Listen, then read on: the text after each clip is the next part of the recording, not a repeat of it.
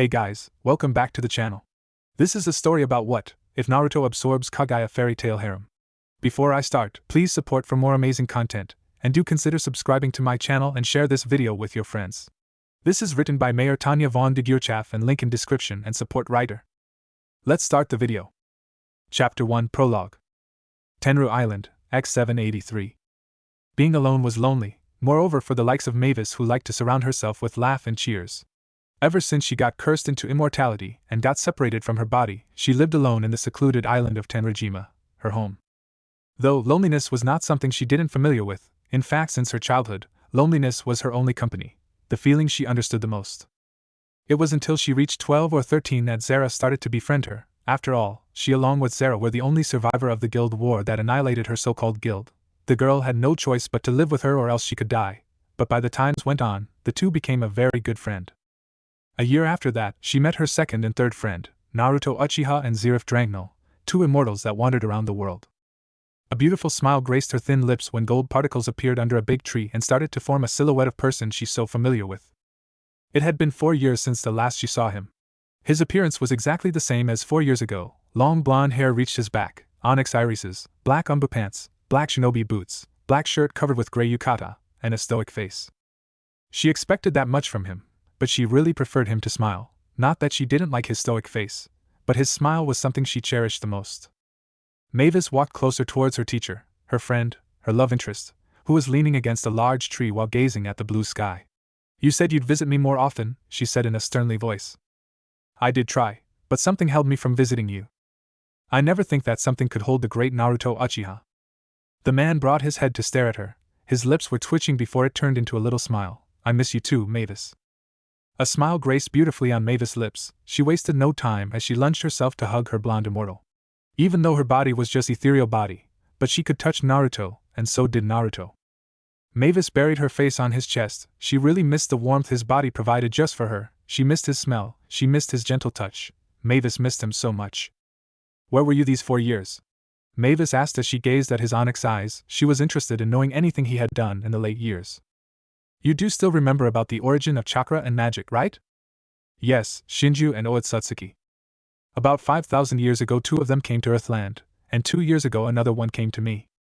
Her eyes widened at the mention of the people who called themselves God. It was a bad news. Anything involving the Otsutsuki was a threat to the world. Their existence itself was a danger to all human, no, to the existence in the whole world.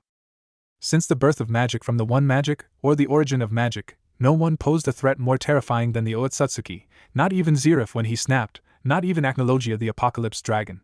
So hearing the news about that particular being instilled fear in her gentle heart. She got back to her sense when she felt her hair being stroked. He gave her a reassuring smile that eased her worries. "Don't worry, Mavis, I already turned him into chakra pill." "Chakra pill?" "Oh, I have yet to tell you about that. Anyway, chakra pill is similar to chakra fruit, the origin of magic. But chakra fruit is purer and far superior than chakra pill. Also chakra pill cannot diverse into ether-nano like chakra fruit did." "Where is it, can I see?" "I keep it somewhere safe. I'll let you see it the day you agreed to merge with your body. You have yet to tell me as to why you refused to merge with your body. I can suggest some cases, but I prefer to listen directly from you. Will you be kind enough to tell me, dear?" "Nope." "How kind of you, my dear." Mavis smiled. She brought both her hand to captivate his cheeks. Blood arose to her cheeks, reddened it in pink color. They stared toward each other. Emerald met onyx. Slowly but steadily, Mavis captured the blonde lips with hers. She closed her eyes, enjoying their shared kiss. It was not kiss based on lust. It was a gentle kiss that full of emotion, the kiss that symbolized of how much they loved each other, how much they meant to each other. A moment later Mavis broke the kiss and gave her immortal blonde a very beautiful smile she could offer. "I really miss you, Naruto," she said. The blonde returned the smile and kissed her forehead softly. "So do I, dear." "So dear, when will you join my guild? You did say that at some point in the future. That was 60 years ago. You still remember it, right?" "Perhaps tomorrow, for now let us spend the day." "Like usual?" "Yup, like usual." Later on. How many years he had lived his life? He safely could say it was around 5,000 years, more or less.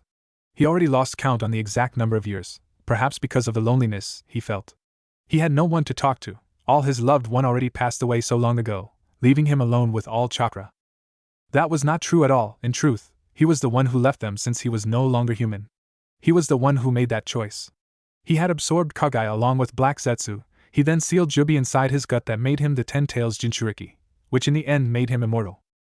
To ensure the peace in Elemental Nation, he turned himself into Shinju and begun absorbing chakra from all human. 100 years after that, not even a single human possessed chakra, thus birthing another chakra fruit. Naruto still didn't understand how that chakra fruit could be vaporized into the atmosphere and diverse itself into what people knew as ether-nano. But one thing was sure, the summoned beings, except Dragon, were all dead, being poisoned by the ether-nano. That explained, excluding him, why the dragon became the strongest being in existence. Naruto sighed. He just hoped that it was not something done by the Otsutsuki. After all, they're the one who brought the seed of Shinju upon elemental nations that now known as Earthland. Naruto brought his attention back at the sleeping Mavis. As a spirit, the only one who could touch Mavis was him, not that he would allow anyone to touch her.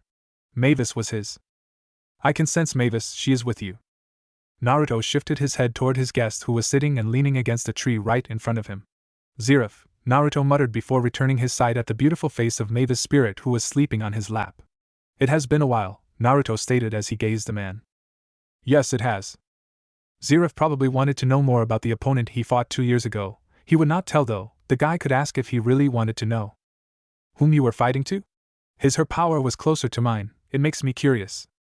The intruder, an Otsutsuki. I see. So they really exist. Do you know how many they are outside there? I don't really know. That is why I disagree with your desire to die. You could help me to eliminate them. From the late 3 Otsutsuki, 2 of them were weaker than you, and another one was slightly on your level. We could say that only you, Acnologia, and I will be able to kill them. I might be wrong though. I see. I will reconsider my choice. You are leaving, Naruto stated as he watched the black mage stood and walked away. I'm needed elsewhere.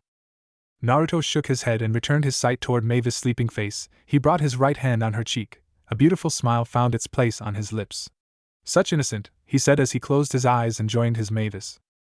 2 days later, Magnolia. It never ceased to amaze him how the people of this era lived their carefree life. Perhaps it was because killing was something people loathed the most, and the fact that Dark Guild didn't operate in the crowded town added to the list of reasons that made people felt safe. But perhaps because this was Magnolia he was walking in, there were no Dark Guilds who were stupid enough to play in the Fairy Tales town. After all, the guild known as the strongest guild in all Fiori. Naruto stared at the big door in front of him. It was the second time he stood in front of Mavis's guild building. The first was when she just founded the guild around 90 years ago. It was so different compared to the guild back then. The feeling though somewhat felt the same, very fairy tale. He rose his hands and pushed the big door slowly. The sight that welcoming his eyes were something he expected. Laughs, cheers, fights, yells, and some other absurd things, but the expression on their face was pure happiness. Naruto could not help but smile. The guild was the very personification of Mavis. He entered the guild and walked toward the short old man that was sitting on the bar table. The old man had the biggest magic reserve in the whole guild. It indicated that he was the guild master, possibly. Before he reached the bar, a chair was thrown toward him, but it crumbled and burned into ashes before hitting his head. No one paid attention except the white-haired woman who was acting as a barista and that little old man. He could see their surprised face for a moment, but Naruto didn't mind it. Soon he reached the old man and the woman. He offered the woman a little smile which she returned, and then he focused his eyes on the old man. I presume you are the guild master, am I wrong? No, you're right. I'm the 3rd guild master, Makarov Dreyer. Who are you, young man? Naruto. I wish to join your guild. No, Mavis's guild. The old man's eyes slightly widened. You know the first master? Naruto smiled. Mavis is a beautiful woman with a gentle heart. Perhaps this guild is built based on her personality. Even now I can see it. Her beautiful smile still exists in this guild. I see. Please follow me. There is something I'd like to discuss. Lead the way.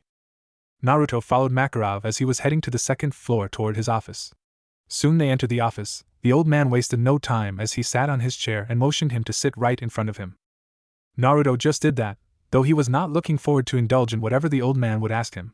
He would tell what he wanted the old man to know.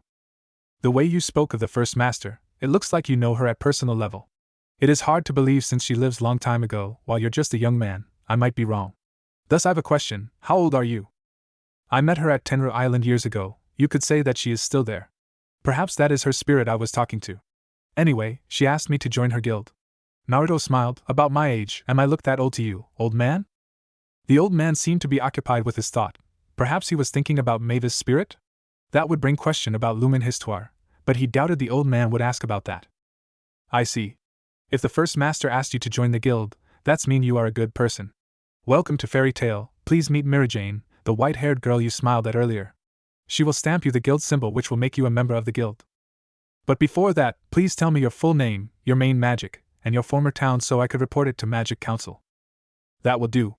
Naruto Uchiha, I can use many magics such as elemental magic and some. I lived in Tenrou Island, Mavis's hidden library. That explains why we never saw you when we were there, even I don't know where the first master's library is. Say young man, what is the relationship between you and the first master? Perhaps she is your teacher? That is our little secret, old man. The old man frowned, but he nodded nonetheless. Privacy was privacy. If people decided to keep it secret then no one had the right to know it. If that's all then I will see this delightful white-haired girl. Naruto didn't wait the old man's response as he disappeared and reappeared next to the white-haired girl at the first floor, which surprised the girl as she let loose a yelp scream much to his amusement. I take it you are Mirajane? Naruto asked, his eyes were glued to hers. He admitted that the girl was quite the beauty, but Mavis was still the best. Yes, I am. Can I know your name? Naruto Uchiha. Then Naruto, since you are here that's mean Master already finished questioning you? Yes, he has. The girl clasped her hands. That's good, she said. Where you want the guild symbol to be stamped at, and what color? Naruto folded his left yukata's sleeve along with the shirt sleeve, here, black with crimson outline. He said and showed the girl his left shoulder. The girl cheerfully did her job. It's done. Welcome to Fairy Tale. She smiled happily. Naruto could not help but smile as well. Perhaps this was indeed the right time to join the guild, as the third generation of Fairy Tale. Chapter 2. 2 years had passed since the guild members left the island for war, which they never returned. In those 2 years Zeref started to be nice with her, although she didn't speak much with her on the first year since it seemed she could not accept this reality of her father's guild disappeared and she was left on her own. Zeref was after all a spoiled child of her father while she on the other hand like a slave to the guild, until now she didn't have sandals or something similar to cover her bare foot. But still she was grateful because they allowed her to read the books as long as she did whatever they asked her to, and now the library was totally hers. Not that Mavis felt happy at their death, it was just the books here made her felt like she was in heaven that could erase any unnecessary feelings. Though, she thought she needed to see the world outside this island. Who knew that perhaps she would find a fairy or two? Mavis, there are 2 people coming to this island, they're heading this way. As soon as she heard that words left her friend's mouth, a happy smile bloomed on Mavis' cute face. How nice turn of events, she thought. What should I do? I have never spoken to any other people in these 2 years. Mavis averted her gaze towards Zeref who was walking around nonchalantly on the upper part of the second floor with a worried face. Don't worry Zeref, I will talk to them, she said while giving her friend a reassuring smile to make her calm down. Okay, I'll hide here. Mavis nodded and brought her attention back to the book of ancient runes she was reading on. The rune was so different compared to the modern one. The language, the style, the strength, the complexity, they were way superior to the modern rune though the syntax was somewhat similar. She wondered if she could learn the ancient rune, but perhaps it was extremely difficult since no one was known for using the said rune. Most mages preferred the modern rune since it was easier to learn than the ancient rune. The book also said that in the ancient time the user of the ancient rune were also low in number. Finding one was just like finding a fairy, closely to a myth. It was minutes later the 2 people that Zeref mentioned earlier were knocking the front door of the library. Being a kind girl she was, Mavis stood up from her seat and walked downstairs towards the door. Yes? Mavis asked right after she opened the door. 2 men with stoic face were staring at her, one with black short hair and black irises and the other one had long blonde hair reach his waist and his irises were darker than the other. Mavis was not wavered by their stoic stare, she had read many books to stand up this kind of situation. What can I do for you? She asked carefully as she didn't know whether these 2 men were bearing ill intent or not, she would rather say than sorry. I like your eyes, they're beautiful, the blonde man said ignoring her words. And your hair is beautiful too, he added with a gentle voice. Mavis could not help but blush at the compliments. He was the first person to ever compliment her so it really meant a lot. But still, these guys were stranger even though they seemed to be nice people. No, the book said that bad people often hide themselves with a mask of kindness. Who are you? Mavis finally asked after getting her composure back, and what do you want? I'm Naruto Uchiha. The guy beside me is Zeref Dragnel. We are here because we sense some source of human life in this isolated island. Now then little girl, may we know your name? Mavis looked hesitated for a moment, she was pondering whether to tell them or not. This Naruto said some source of human life, that's meant they already sensed Zeref's presence. The way he said those words as if they were not human themselves, it made her a little curious. Also this Zeref name was somewhat familiar to her but she could not put it quite well where was she read that name. Fear not, little girl, we mean no harm. The black-haired guy said in a light voice. I'm Mavis Vermilion. And I'm not a little girl, I'm 14. Mavis finally said and protested the way they addressed her. The blonde man smiled. And your friend's name? He asked, ignoring her protest much to her ire. She could listen to the voice of Zeref, who was yelping as she seemed to fall from whatever she was leaning against as those words left Naruto's mouth. Her name is Zeref, Mavis said inside. So, what do you want? I see. Truthfully, we just want to check who have that life source and make sure they are not in trouble, since this island is rather secluded from the mainland. But I guess we were worried for nothing, as of now we see you and your friend are enjoying your life. So we will depart and leave the two of you on your own. Farewell, Mavis. The blonde explained, and then they turned back and left. Mavis dumbfounded for a moment before she realized that she needed them to leave this island. But when the time she gotten herself back to her sense, the guys were nowhere to be seen. Mavis sighed in a defeated tone. What a foolish of hers. Mavis, they leave? Zeref asked from the second floor, with curious eyes wandered around looking for their presents. Sadly, yes. It was 2 days later that Mavis and Zeref found the blonde guy at the other side of island relaxing himself with delicious cooked fish on the small bonfire. Now she was sure that the guy was not such a bad person, that's why she had convinced Zeref to search for them together, but the black-haired guy was nowhere to be seen. It took them hours to find their target, so looking at the baked fish made them really hungry. You can come out, Mavis. Perhaps you and your friend want to join me for lunch? Mavis confidently walked out of their hiding spot, dragging the nervous-looking Zeref, who was about to run away. Come on, Zeref, he is not a bad guy. The girl hesitantly nodded her head, not before saying some words much to Mavis' amusement. Here, take it. The blonde gave her 2 baked fish and pointed her to sit wherever she liked. Mavis thanked the man and gave 1 fish to Zeref and sat a few feet away from the male. Where's your friend? Mavis asked as she made herself comfortable. He already went away. Zeref is a busy person, probably. Mavis nodded as she continued eating the fish. Once in a while she glanced at Zeref, who was eating silently. She guessed that she didn't want to talk? So your name is Zeref, isn't it? The blonde asked to the quiet Zeref, who only nodded to confirm the blonde question. Is Mavis such a bad person to make you that quiet? The blonde asked again in a silly tone, which the black-haired girl nodded, hurriedly agreeing to the question, much to Mavis' annoyance, as she glared at her fellow blonde only to be laughed by the two. I'm not that bad, Mavis said to herself. Anyway, where you hide your boat? Or perhaps your friend left with it. If so, then when will he return to pick you up? She asked the very question that she was curious at. Mavis already looked for the boat in the hope that the boat was big enough so that she and Zeref could sneak into it unknowingly. There was no boat to begin with. So how you came to the island? Were you flying your way through the sea? Perhaps then you are a wind mage? What of your friend? Mavis greedily asked as she had finished her fish and was staring at her fellow blonde, and there were sparkles in her eyes. Nope. Try again. By freezing the sea so you can walk on it? Mavis surely asked, but she frowned when Naruto shook his head in denial. She brought her right hand under her chin as she was pondering some other case. A few seconds later a wide smile found its place on her lips as the answer was becoming clear to her. Oh, I get it, you use teleportation magic, right? Bingo. Mavis beamed happily, now that she knew the blonde and his friend could use such awesome magic. Wasting this heavenly chance was not an option. She would try to ask this guy to teleport Zeref and her out of this island, or should he ask the guy to teach her that magic and some other magic? After all, the guy could sense people life from far away, thus indicated that the guy was strong, right? Mavis steeled her resolve and glanced at the blonde. Narrate. Stop it. The blonde cut her voice. I have not finished speaking yet, Mavis pouted. You want me to teleport the two of you out of the island, am I wrong? Well, Mavis smiled sheepishly. The two of you still a child, this island is way safer for your life compared to out there. You look like 18 or 19 and not older than 20, you shouldn't call us as child. Besides, I'm 14, Zera's 15, so basically we're not a child. Mavis retorted. Your body says otherwise? It's not my fault that my body is not big and tall. Just you wait, in 3 more years that I will grow up and become heavenly beautiful, you will fall in love with me. And I will not even glance at you when that time comes, humph.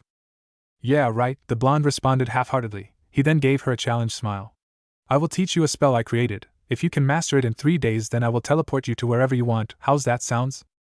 You better keep those words when I master it. How about you, Zeref? Want to join Mavis? No, I will watch. Naruto nodded as he stood up and gestured Mavis to follow him to a more empty space in the forest, a dozen feet from Zera's place. The spell I am about to teach you is originally made of a foreign energy, but I can recreate it into ether-nano based attack. You could say this spell is purely about manipulating ether-nano. Let me show you first. Naruto brought his right hand and started to pour his magic onto his palm. Slowly a green ball of pure ether-nano was forming and spiraling from the inside until it reached 20 cm in diameter. Mavis stared at it in awe as she thought that ball of ether-nano could be used as the source of light in the dark place, though she would say it out loud to the blonde. I named it Ethereal Ball. It is strong enough to knock out an armored warrior. I see, it must be difficult to control the ball of pure ether-nano. It can explode if you don't concentrate enough. You're smart, Naruto smiled at the blonde girl. Anyway, there are steps you need to do to learn this spell in a safe and easy way. The first is 3 days later. Mavis smiled happily as she showed a spiraled green ball on her right palm to her fellow blonde, who's surprised at seeing that. I master it, Mavis said smugly. Yes, you did, Naruto said as he patted her head softly. You impressed me, Mavis. You're truly smart. So, when do you want to leave the island? The ethereal ball disappeared and she lost her smile. True that she wanted to leave the island, but after spending these 3 days training with the blonde, Mavis found herself didn't want to leave yet. She wanted to learn more under the watch of the blonde. He was strict, but he had his moments that made her smile. The blonde was full of knowledge. He could answer all of her question except one. Do fairy has a tail? The blonde frowned at hearing that question. She laughed at him that time. So now, how was she supposed to answer him? What's wrong, Mavis? Perhaps you now realize that you have developed a little crush on me? What tea, that's not that. I'm thinking of something else. Mavis explained as she tried to hide her embarrassing face because she was caught stuttered, though she wondered if that's true since she never stuttered before. But that's not the point. You don't want to leave the island yet, and you want to learn more about magic from me? Mavis' eyes widened and she glued her eyes at the blonde onyx irises. How do you know that is what I want? Your eyes. My eyes? Haven't I told you that your eyes are beautiful? You have, Mavis answered as she avoided the blonde gaze. It was embarrassing to be stared at like what he did. So what of it? I mean it not only by how it looks, but also by what it radiates. Looking at your eyes makes me at peace, it comforts me. I feel like I'm being overwhelmed by a wave of holy light that purges me from my sin. Naruto paused as he brought his hand down from her head to her right cheek, making Mavis look him at the eyes. Wherever I look at your mesmerized eyes, I only see your innocent. Your eyes show me how gentle and pure your heart is. It warms my heart. Naruto brought his face closer to hers. Mavis. Mavis responded weakly as she somehow lost all the strength she had. She could not avert her gaze from his black eyes that stared at hers. She could feel the blonde warmth breath against her face. Somehow her heart beat faster than it's supposed to. Perhaps you are still young, but my eyes already captivated by yours. I want to see how you look after 3 years, but I'm fine with the way you are at this moment. The blonde hand down to her chin as he lifted up her face to some degrees. Mavis. His face too closed, his lips were just a few cm away from hers. The blonde was about to kiss her, and she found herself surprisingly was waiting for it. You're blushing. The kiss never came. Mavis blinked. The blonde smiled. Tomorrow we will start your magic training, he said and backed away, leaving her alone staring at his back with a dumbfounded face. Mavis' eyes slightly opened, revealing emerald irises for the world all to see. Stupid Naruto. Mavis said in a low tone as she remembered the recent dream, the dream of her life a year before she met Precht, Warad, and Yuri. And that dream included that embarrassing moment of hers. Stupid Naruto, she said again. It was nice though, the dream made her feel nostalgic, and the sleep was also pleasant. Even though she was a spirit, Naruto made her able to do some sort of things except touching the other people and some other specific stuffs. The blonde made sure of that touching exception since he bluntly said that he disliked it when she touched the other guy or the other guy touched her. Naruto was very possessive of her, she liked that part of him, but at the same time it irritated her a little. Though, she was fine with it since she would not allow anyone to touch her nor she would allow anyone to touch the blonde. She was after all a little possessive as well, but she would not let Naruto know though. Mavis woke up from her bed and walked to her little table beside her bed. There were 2 photos on top of it. One was her along with Precht, Warad, and Yuri, and the other was her along with Zera, Naruto, and Zeref. She took the later one. Mavis stared at it fondly. She and Zera were standing in the middle. Naruto was on her right side, Zeref was on Zera's left side. Both she and Zera were smiling happily at the camera while both guys were insisted on having those stoic faces. The photo itself was taken by Naruto's clone. Mavis could not help but smile at the memories. The smile then turned into a frown when she remembered the death of Zera. It was Zeref's mistake. The dark mage had taught Zera the dark and life magic that took on her life by accident. Since then Mavis came to dislike the dark mage, but a little voice of what was left of Zera's life whispered to her not to fault Zeref. She was the one who asked the dark mage to teach her those magic. Mavis asked why, but the voice disappeared before her question being answered. But even so, Mavis could not treat the dark mage as if nothing happening. After all, a wound would always leave a mark, be it the seen or unseen one. Sighing, Mavis put the photo back on the table and walked out of her room on the second floor of their hidden library. She walked downstairs toward her study table where she put a certain scroll at. The scroll contained of some food she and Naruto cooked together. She always amazed at how awesome the ancient rune was. It could do many things the modern rune could never hope to do. For example, the food she ate would all be converted into ether-nano. It was the work of ancient rune on her stomach that Naruto made using his chakra. Or like how the ancient rune on the scroll able to keep the food to be at the same condition as always. No matter how long the food kept in the seal, the taste and temperature would never change. Mavis sat at her chair and opened the scroll. She put a little bit of her magic at the seal and the food came out in a puff. Too bad Naruto was not here to enjoy the meal. Perhaps she could ask the blonde to sleep here so they could have breakfast together? His apartment in Magnolia would be of no use then? The blonde could just make a clone and left it at his apartment, and he himself spent the night with her. That would be a good idea, right? But of course she would not bring that idea to Naruto. The blonde would tease her if she did that. She would find a way to make it happen, and of course she would make it look like what Naruto wanted. Later on, Magnolia, X784. Being a member of Fairy Tail was nice. The past year was amusing. These guys were just unique in their own ways. He would go as far as saying that he was not bored since he had been in the guild. Every day was amusement day. He could still remember Mavis' smug face when he told her how he felt since joining the guild. This guild was founded by her, she took pride in it. Naruto understood how proud she was. None people who had the right mind would not be proud if their hard work being praised, especially by the one they loved dearly. Naruto, my boy, how glad I am to see you return. I want you to do me a favor. Naruto ignored the old man as he made his way toward a certain white-haired mage. Hello Mira, you look beautiful as always. Hello to you too, Naruto. Thanks for the praise, you don't look bad yourself. Is that so? Anyway, can I have a glass of orange juice? Of course, I'll be right back in a moment. Naruto watched as the girl left to make his drink. He could feel the old man's eyes were boring his being with a frown on his forehead. Naruto shifted his head to face the guild master. Oh, you were there this whole time, old man. I guess Mira's beauty was keeping me from picking your presents. That was not funny, Naruto. I'm not joking around, Naruto said seriously. Don't you think Mira is beautiful? You cannot fault me from not noticing you. The man's frowned deeper as he watched the white-haired mage and then returned his gaze at him, and then back at the girl and back at him again, and then he sighed. Perhaps you're right, but somehow I feel that you're just making fun of me. Naruto smiled. Don't be like that, Makarov, you know that I spoke the truth. Yes, you did. Nevertheless, I need you to do me a favor? A favor? Like collecting the girl's underwear? That is such a bad hobby, Makarov. I should let Porla knows about your dirty fetish so she can give you a beating. Naruto said with a stoic face before a little amused smile found its place on his lips. Are you that afraid? Don't tell me that you also aiming for hers as well, oh my. The old man's eyes widened, his mouth was gaping. Why you? Is that true, master? Mary Jane suddenly came, offering him a glass of orange juice which he gladly accepted. The look of horrified could be seen clearly on her face. It made the old man's face paler than before. Of course not, Mira. The guild master shouted. It's just a joke, isn't it, Naruto? He asked with a face that demanded him to say that was a joke. Do you think I have time to make a joke? Naruto asked with a very serious face. Of course it was a joke. You should see how funny your face is, old man, he added with innocent smile. Or is it true, what I just said earlier? Of course not. You don't have humor sense, Naruto.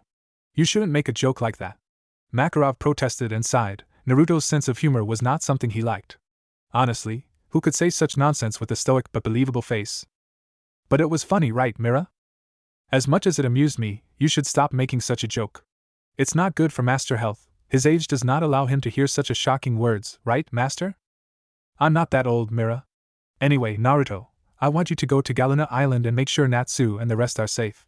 I've sent Urza a few hours ago, but I've a bad feeling about the mission. So I'm sending you just in case if things getting nasty. I see. Naruto paused as he gulped the orange juice. I heard that island is cursed. People kept saying that the people inside the island have been converted into some sort demon. I'm interested in what caused the change, so I will go. He said as he put the empty glass along with 10,000 jewel on the table. I will see you later, Mira. And be careful toward this old man, he is pervert at heart. With that, Naruto vanished into thin air, leaving the two with different reactions. Makarov turned his attention toward the S-rank mage. So what is your relationship with Naruto? Something wonderful? He asked with a knowing grin plastered on his face, only to be hit with a magazine on his head. Stop being pervert, master. Besides, we're just friends, nothing special. Oh, don't be shy, Mira. We both know that you like him, especially since he brought your sis. You stop hitting your elder. Master, Mira said gently with a very sweet smile, can you keep your mouth shut, or I will tell the girls about what Naruto just said earlier. Even though it is not true, but they will not believe you since I will make sure they believe it. How about it, Master? Makarov gulped as he swallowed his saliva. He had no choice but to nod his head. Nice choice, Master. Kids these days have no respect toward their elders, Makarov murmured, which was being ignored by Mira as she left the old man on his own. With Naruto, it was easier to travel if one had ability to use teleportation magic or time and space magic. Both magic was considered rare even compared to lost magic such as gods slaying or dragons slaying magic. But Naruto had both teleportation and time and space magic since he was literally the creator of magic, much similar to the Sage of Six Paths with Nishu. But there are some magic that Naruto could not use such as dragons slaying magic and couldn't master such as life magic. The first one simply because it should be taught by dragon or the user should have been implanted the dragon lacrima, while the late one was because Naruto didn't interest to learn that specific magic since he had Rinnegan to make the same miracle to a perfection. But he had to admit that even he could not master that said magic to the black mage level. Zeref was just a genius when it came to magic, especially dark and life magic. Naruto, dear, where are you at the moment? A sudden familiar voice interrupted Naruto from his thought. Mavis, Naruto paused as he jumped to a large tree in front of him a few yards from the guild. I'm in Magnolia, and on my way to Galuna Island. What is it? Missing me already? Oh, I'm just checking you up. And no, I'm not missing you or something like that, it's just that it's been a week since the last time you bring me along, and I'd like to go out of Ishgard with you again. You see, the last job was quite fascinating, I want to do something similar again, but it doesn't mean I'm missing you, okay? Naruto smiled, he almost chuckled but held himself as it would be embarrassing if somehow he got caught while doing it. Not that speaking alone would not embarrass him, but he just liked to sound out his voice. You should just admit that you indeed missing me, dear. Okay, perhaps I miss you, but it just a little, not so much that could make me speaking to you. You are speaking to me right now, are you not? Wah, stupid Naru. I'll wait here, don't be too long. You are so adorable, Mavis. Anyway, I'll be there soon after this little mission. Until then, dear. Right after he felt Mavis cut her telepathy, Naruto jumped from a tree to another before he disappeared in gold particle. It took less than a second for Naruto to appear before the unconscious Natsu, who seemed to be blackened out by his motion sickness. He watched the surrounding area only to be welcomed by the unwavering wave of sea. He then brought his eyes toward the other two passengers of this little boat. Only you and Natsu, and happy? Naruto asked. He didn't see Urza here, which meant she was still in her way. No, actually, Lucy and Lisana were with us. But just in case Master was to send Urza after us, Lisana volunteered the two to be bait as to sway Urza from coming after us. So we can finally do this S-rank job. The black-haired mage, Gray, explained. Happy added. I see, how cunning of you. But you didn't expect Master to send me, did you? We didn't, Gray admitted. Who's this Lucy girl? I'm sure I know all of guild members. She's the new guild member with blonde hair Natsu and Happy brought to the guild weeks ago. Guy explained. She likes Natsu. Happy added cheerfully. Isn't Natsu likes Lisana? Naruto asked the cat nodded. Natsu likes Lisana likes Natsu, Lucy likes Natsu, and I think Natsu also likes Lucy. The cat said sagely. I see, Naruto just nodded at the cat, he didn't want to know more. So what now? What now what? Of course we will finish this little job. I'm quite bored anyway. Half-hour later the four were arrived to the Curse Island. Right after Naruto and Gray jumped out of the boat, the now conscious Natsu with Happy on his head jumped from the boat and left it burned, only to be hit by Gray on his head. You stupid flame brain. How we return? Gray asked as he tried to freeze the boat, but it was too late as of now the boat was crumbling and burned. There's no way I will ride that stupid boat anymore. Besides, Naruto can teleport us back to the guild, right Naruto? The pink-haired mage whined and asked. I might. So, where is the village that sent the request, Gray? I don't know, Natsu didn't bother to look at the paper request in detail. Then let us go ahead. Naruto paused as he felt many signatures of life that felt quite different with how human life should been. There are also some people with high reserve magic. This way, I can feel them. Naruto said as he led the two male and a cat toward a place where he felt many life signatures which he presumed to be the village they're looking. How you can feel them? Gray asked curiously. Hell, to be able to sense people from miles away was something very good if he somehow got lost, but he's sure he would never got lost unless he was going with Natsu. But he doubted that as well since Natsu was a dragon slayer, his nose was useful. I have a special ability to sense life signature, perhaps somewhat similar to how a dragon slayer smells something. It comes naturally when I decide to look for it. How far you can sense those life signatures? Gray asked again. How far you can smell people, Natsu? Naruto ignored Natsu's question for a while to ask the pink-haired mage. About 2 miles, Natsu answered as he nodded his head, convincing himself that was the right estimation. I see. Abhor how far I can sense life signature. I can bravely say that it is superior to Natsu. Though I never test my limits. Naruto lied. In truth, in his godlike mode, he could feel life signatures throughout the whole planet. However, it was not entirely a lie since in this mode he had yet to test it. Perhaps half-truth, it's more like that. After a while, Galuna village. Damn, I'm beat! Natsu yelled as soon as they reached the village's gate. Gray, for once in a while, agreed to his flame user friend. The walk had worn him out. He wondered how Naruto could act as if nothing happened. I'm used to this kind of walk. If you're used to it, you will not feel a thing. Naruto explained before Gray voiced his mind. I'm too, don't feel a thing. The cat added cheerfully. Yeah, Gray snorted, you were just sitting on Natsu's head the whole time, there's no way you will feel a thing. A few moments after they entered the gate, they were being welcomed by many people led by an old man. Naruto guessed that they were all the villagers since he didn't feel anyone else, and that old man seemed to be their village leader. We are fairy tale mages who have come to accept the job request you sent, Naruto said to the old man. All villagers also listened to his voice. The villagers seemed to be relieved when they heard his voice. A few of them even pulled out happy smile at hearing his voice. It seemed apparent that they had been waiting for this day to come, and now they'd be set free from the curse they're afraid of. Naruto understood well what the villagers felt. He could not help but smile. Truly, the villagers saw them all as their savior. It amused him since he would never give a damn about something as ridiculous as being treated as a savior or hero. He'd rather sleep on Mavis's lap rather than listening to a hollow praise, though he doubted that he could find something better than sleeping on Mavis's lap. He doubted that any sane male would contradict his opinion, who's abnormal enough to not feel pleasant while sleeping on Mavis's lap. Not that he would allow anyone to taste it, he would rather see the world burned rather than seeing another male sleeping at his Mavis's lap. Just by thinking it almost made him snap. Naruto shook his head. What he was thinking anyway. I'm Moka, village's chief. I thank you so much for accepting the job, the old man said, awaking Naruto from his thought. Oh yeah, he was thinking of these villagers. So, what is the problem? Naruto asked. Our island has been cursed. Ever since the moon started turning purple a few years ago, it always turns us into demon at night, and we will revert back to human when morning comes. However, for some unlucky people, they didn't revert back to human. Thus force us to take a hard action to kill them before they can hurt another. Even Bobo, my son, was a victim as well. So that's why their life signatures felt different. Purple moon which could turn human into demon. It was interesting, Naruto mused. What, you kill your people? That's just wrong! Natsu shouted, but being stopped by Gray before he could do anything else. Naruto only smiled at the pink-haired mage. He was truly a kind-hearted person. Mavis would be happy to know that such person was a part of her guild, so was Zeref. The black-haired mage would be happy at seeing how his little brother had grown up.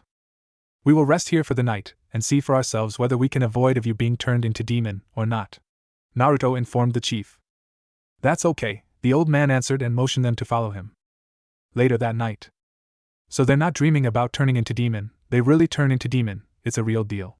Gray muttered as he observed the villager. Can we do something about this? He asked as he gazed toward Naruto who was staring the purple moon. Why don't we destroy the moon? Natsu suddenly asked though, how can we go up there? Rather than destroying the moon, what should we do is destroying what makes the moon turns into purple. Naruto said. Huh? Don't you find it weird the moon we saw outside the island is different with the one we now see, happy? The cat shrugged off its shoulder. Didn't you pay attention when we was looking for some fish earlier? Naruto asked. I didn't pay attention. The cat said and continued on eating the fish. I see, Naruto paused and looked around. We should sleep and continue on tomorrow. Right now we can do nothing to prevent the villagers from the curse. Naruto said and the rest agreed to his words. However, if he truly wanted, Naruto could solve this problem right here and now. But he was interested in the purpose of this event. Perhaps the mages he sensed earlier were responsible for this. For what purpose? Oh, there are some mages in this island too, just prepare yourself should they turn into enemies. Tomorrow morning. Soon when the morning descended to greet the world, the 3 mages and a cat left the village to investigate the cause of the curse. Their target was of course the other mages who happened to be in the island, at a more secluded place in that matter, that was very suspicious. It was apparent that the villager didn't know there were mages in the island. Gray confirmed it, as he had asked the old man earlier in the morning. How many are they? Gray asked as they walked through the forest. More than one, Naruto said vaguely. I'll let you and Natsu handle them if they are proving to be enemy. They are not strong enough to interest me. You better keep those words, Natsu said. I don't want you have all the fun while I have nothing of it. Sure, Natsu. They walked through the forest without any more words. It was about an hour later that they came across two people with masks standing in their way. Naruto frowned. Their magic reserve were nowhere near Gray and Natsu. I leave these two to you, Natsu. Follow our scene as soon as you're done with them. Let us go, Gray. Naruto didn't wait for either of them to respond as he teleported away with Gray 100 meters ahead. Why should we leave him alone? You do realize that they want to separate us, right? That is the point, Gray. Playing their games is more interesting than try to make it ours. Anyway, there are 3 other mages ahead of us. 2 of them were together and another one is a little far from the 2. Okay. Gray nodded. There's no point arguing with Naruto. He had never seen the blonde lost in an argument before. After walking a few minutes, Naruto and Gray arrived to a temple. We will just stumble into the temple, right? Gray asked as he eyed the temple's entrance. You know me well, Gray. Naruto said as a seal-less clone appeared beside him, making Gray raise his eyebrows at him. My clone will ambush another mage while we go straight to the last 2. Okay. The 2 went ahead farther into the temple. After some time of boring walk, the 2 were welcomed by their targets. We've been waiting for you, mages of Fairy Tail, Reiki said. A young woman was on his side. It seems 3 of ours will not return any sooner, and only 1 of you missing. Though, it will not matter anymore. We will stop you. We can't let you interfere our plans. Gray seemed to recognize the voice. Naruto didn't care about that since his eyes were glued to the demon encased in ice cube behind the masked man. Gray eyes then widened when he too caught the sight behind the masked man. It seemed you know of that demon. No, rather, you have seen it before. Naruto stated as he eyed Gray expression. Lion, Gray growled, fists clenched. What are you trying to do? He demanded as he walked over to the masked man. Isn't it obvious? I'm reviving Deliora. The masked man, whose the real name now known, spoke. Are you insane? Gray asked. He looked infuriated. What you are doing now will only cause chaos. It will sully Yuar's memory by releasing the very thing she died to seal. You will just make all her efforts become futile. He yelled. If I remember it correctly, it was your fault that Yuar did this, Lion said. It was your fault, Gray. It was your fault that I never got the chance to surpass her, all because you're too weak, so she sacrificed her life to protect you. But it matter not, since I will revive the demon that she failed to defeat, and after that I will defeat it so I can prove that I've surpassed Yuar. I won't let you. Sherry, deal with the blonde, I'll handle Gray. Lion ordered the girl. Sherry nodded and summoned a giant rat before moving on to face Naruto. Naruto stared at the girl and the giant rat. His eyes were twitching at the mockery. Go away, he muttered as the 2 beings stopped in midair and then falling to the ground, creating 2 big craters as if being hit by 2 invisible giant hammers, which were true. Naruto sighed and looked back at the fight between the 2 ice users who were taught by the same teacher. At the beginning the fight was quite interesting, but as the time flowed it became a disappointment. It seemed Gray was having some emotional attacks since he fought very different from the way he used to. And then he was saying about sacrificing himself to defeat the guy. What a joke. Naruto didn't have time for this little shit. He disappeared and reappeared right in front of Lion and grabbed his throat before the guy could do anything because of the speed. Naruto averted his gaze at the shocked Gray. To sacrifice oneself is a noble act, but it is stupid if it is for something as mundane as this. He said in a cold tone. Gray looked away, averting his gaze from meeting Naruto's cold eyes. Now for you, Naruto said as he now stared back at Gray's former friend. You are not strong enough to defeat the demon. He said and delivered a very hard punch on his gut, knocking him out. Naruto then threw the now unconscious Lion toward Gray and walked closer to the ice cube. He touched the ice's surface carefully to measure the spell strength. What he didn't expect was for the spellmaker memory's frame to wash over his mind. Where are the other enemy? I need more fight. Natsu suddenly came barging in. Good you have come, Natsu, Naruto said as he forced his chakra to shatter the ice cube, freeing the demon in the process. Gray eyes widened as he stared unbelievingly at what Naruto had done. The demon was starting to regain its strength, as its eyes were all over them. Natsu, Naruto called as he turned facing the pink-haired mage. I'll give you my fire and make sure to burn that pathetic demon. I've something else to do. Naruto said as he made a ram seal. God Flame Art, God Flame of Destroyer. A burst of white flame was sprouting out of Naruto's mouth, beheading towards Natsu's place. The flame was spreading in a large scale as it radiated heat hotter than any flame. Okay, I'm all fired up. Natsu yelled as he inhaled Naruto's absurd flame. This flame was way hotter than his usual flame, and it tasted so delicious. Right after Natsu ate his flame, Naruto flashed away to a certain cave, leaving the pink-haired mage to handle the stupid demon of Zeref. Now I'm unstoppable, Natsu said as he gazed the demon that stood proud dozens meters before him. Smoke was coming out of his body as white and orange flame began to engulf both his hands. His usual black eyes turned into red with crimson vertical pupils. His fangs became sharper and longer.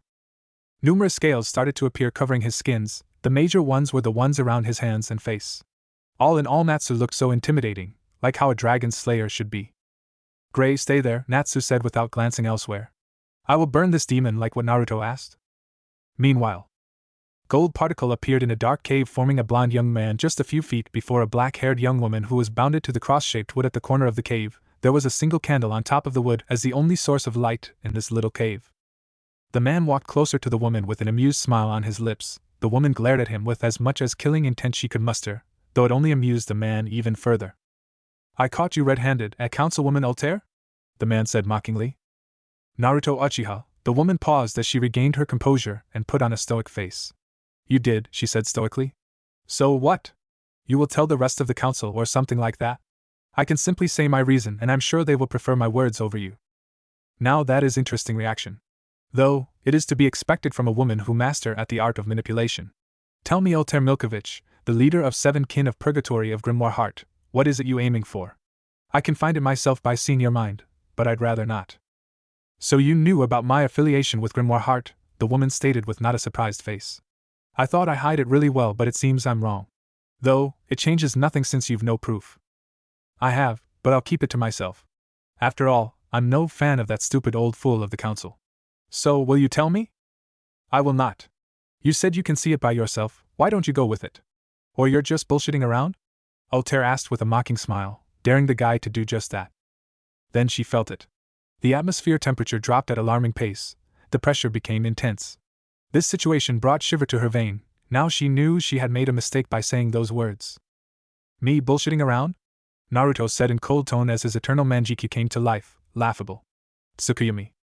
Right after the guy said that word, the world around her turned into crimson of blood with her body being bounded against the same cross-shaped wood as before. She looked at her surrounding only to find uncountable herself at the same condition being looked down by uncountable Naruto who's sitting upon gigantic throne made of red crystal. She then brought her gaze at the Naruto before her.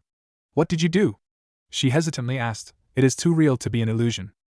"This is my world, here I'm God," Naruto said and pointed his right index finger to the sky, which soon followed by her eyes. There was a red big moon up on the gray sky with crimson clouds. The symbol of the moon's surface was the same with the blonde eyes. Now that Altair thought about it, was it some sort of eyes magic? "You said that I was bubbling around when I said I could find it myself by seeing your mind. Now then, let us see this life of yours." As soon as Naruto said those words, the pattern on the moon spun around and then it changed into a video. Altair's eyes widened when the video showed her mother smiling. She was carrying a baby. That baby was her. This video was played from her eyes' point of view. "How?" It was the only word she could choke out. "SSHTT, I'm watching, can you keep your voice?" After a while. "So you want to revive Zeref and ask him to rewrite the time so you can have a happy childhood with your mother?" Naruto asked mockingly. His body was shaking and then, ha ha ha ha ha ha, he laughed loudly. "What are you laughing at?" the woman demanded. "At you, poor miserable woman." Altair glared at the man. Calling her poor miserable woman was just not nice. "Say whatever you want, it matter not." She sighed and then smirked. "Once Zeref is revived, I will have my desires fulfilled." "Do you really think that Zeref is dead or sealed?" "What do you mean?" Altair felt a little uneasy with his question. "Let me tell you a little secret that only a few people aware of. Zeref is alive and well," Naruto said as he showed her a moment of Zeref and him in Tenrou Island 100 years ago. Altair's eyes widened at what the moon showed her. That was indeed the black mage Zeref. He was walking side by side with the blonde in what seemed to be a forest. She wanted to yell that was illusion, but what the moon showed was the truth. Her story was the example of it. So no matter how hard she wanted to deny it, she knew that the moon showed only the truth. "And another thing, do you really think that Zeref can do such thing like rewrite the time? Then you are really live in false understanding. Even Zeref has no power to do the feat that is the work of God. And Zeref is no god." "Then are you a god?" Altair yelled frustratingly. All she had done were for nothing, everything were useless. She was living a false-believed life. Naruto ignored that frustrating yell as he only smiled at her. "Earlier when I touched that ice cube where Deliora is sealed, I happened to see that woman's, memories. Who knows that she was your mother?" Naruto shook his head. "Anyway, do you want to see your mother memories?" "Why yes," Altair nervously answered. She wanted to know what her mother thinking of her. "Very well." The moon then showed her childhood scene, but this time from her mother perspective. Altair watched the scene carefully, not wanting to let a single second slip her eyes. After a while, Naruto ended his illusion and freed the woman from the binding. Naruto watched as the woman fall on the ground with tears leaking out of her eyes sockets. The sight was really saddening, even for him. The woman was led to believe the false information, and it was because she misunderstood some important things, and that's all because of a power-hungry mage. The woman was just a miserable human who got lost on the road of life, who's being led into an empty truth. He pitied the woman, but she needed to know the truth before it was too late. To think that I am misunderstood mother this whole time, Altair muttered weakly. A sad smile then found its place on her lips. How foolish of me. Every human makes mistakes in their life. Sometime it is a small mistake, but sometime it will be a big one. And you are just another human who made terrible mistakes. That's true. Altair nodded and then glanced at the blonde. What will you do to me? I have nothing else to live for. My purpose is no longer exist. It is fine if you decide to bring me to the Magic Council. I will tell them the truth. Naruto stared the woman. The one proud of manipulative woman now was just a shell of her former self. It was just saddening. You being prisoned will not heal the ones you hurt. Sometimes prison is not the best solution as a punishment. Naruto said as he kneeled himself and stared firmly at her black eyes. It's not that you don't have anything else to live for. It's not that you don't have purpose anymore. It's just that you focus too much on the past that you forget about the future as exists in the future. The past is a memory. You cannot live it. Live the future, crave it with your own hand, and paint it with the color you like. Make the past as a comparison to the future. If you find the past is happier than the future, then make a new future that is way happier than the past. Perhaps there are things which you will never find in the future. Your mother exists only in the past. You cannot bring her to the future. But no matter when and where you are, she loves you all the same. As long as you keep her in your heart, she will always be with you. But I've killed many people. I've manipulated many of them. I've made them suffer. I brought so much pain toward the others. Do I deserve a future? Altair asked hopingly. What she wanted was only a happy life like how she had before her mother decided to teach those boys magic. There are people who don't deserve such future. Naruto paused as he watched the woman's sad smile. But a person like you is not one of them. However, you cannot truly find happiness with all guilt you feel. To be able to make such a beauty future, you first need redemption, to atone your sins. Naruto paused as he touched her right cheek and gently wiped her tears away. Heal the people you hurt, free them from your manipulation, make the world into a gentle place. That Mirti girl sees you as her mother. You are the one who destroyed her village and killed her parents. Make up for it by becoming her mother.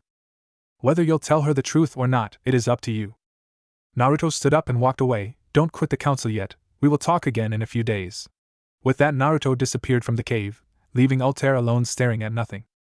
Naruto Uchiha, what a guy, Altair muttered with a little genuine smile. Back with Natsu and others. By the time Naruto returned, Deliora was slowly turning into ashes as Natsu was pouring as much flame as he could gather to erase that pathetic demon existence. Behind Natsu were Gray and his old friend and his companion who were staring at Natsu's show with eyes widened in awe. Perhaps the sight was indeed awesome since for them, killing Deliora was something considered miracle. However, to Naruto, it was just a child play.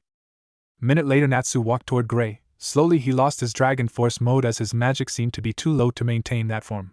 A satisfied smile plastered on his lips as he no doubt was happy at the fight the demon had offered. It took you longer than I expected. You have become weaker, Natsu, Naruto said stoically. In truth, he was pleased at the pink-haired mage's strength. That dragon force of his could even put Laxus into defeat. In that form, he was the second strongest in the guild, second only to Guildarts, of course without including him. Give me more that white flame of yours so I can show you how truly strong I am. Natsu boasted his strength. Yeah, perhaps some other time. Now let us return to the village. Naruto paused and stared at Lion and his companion. You should leave before I decide to give you to the Magic Council. We will, Lion said. And thank you? They then disappeared, leaving the three mages and a talking cat as they were making their ways to the village.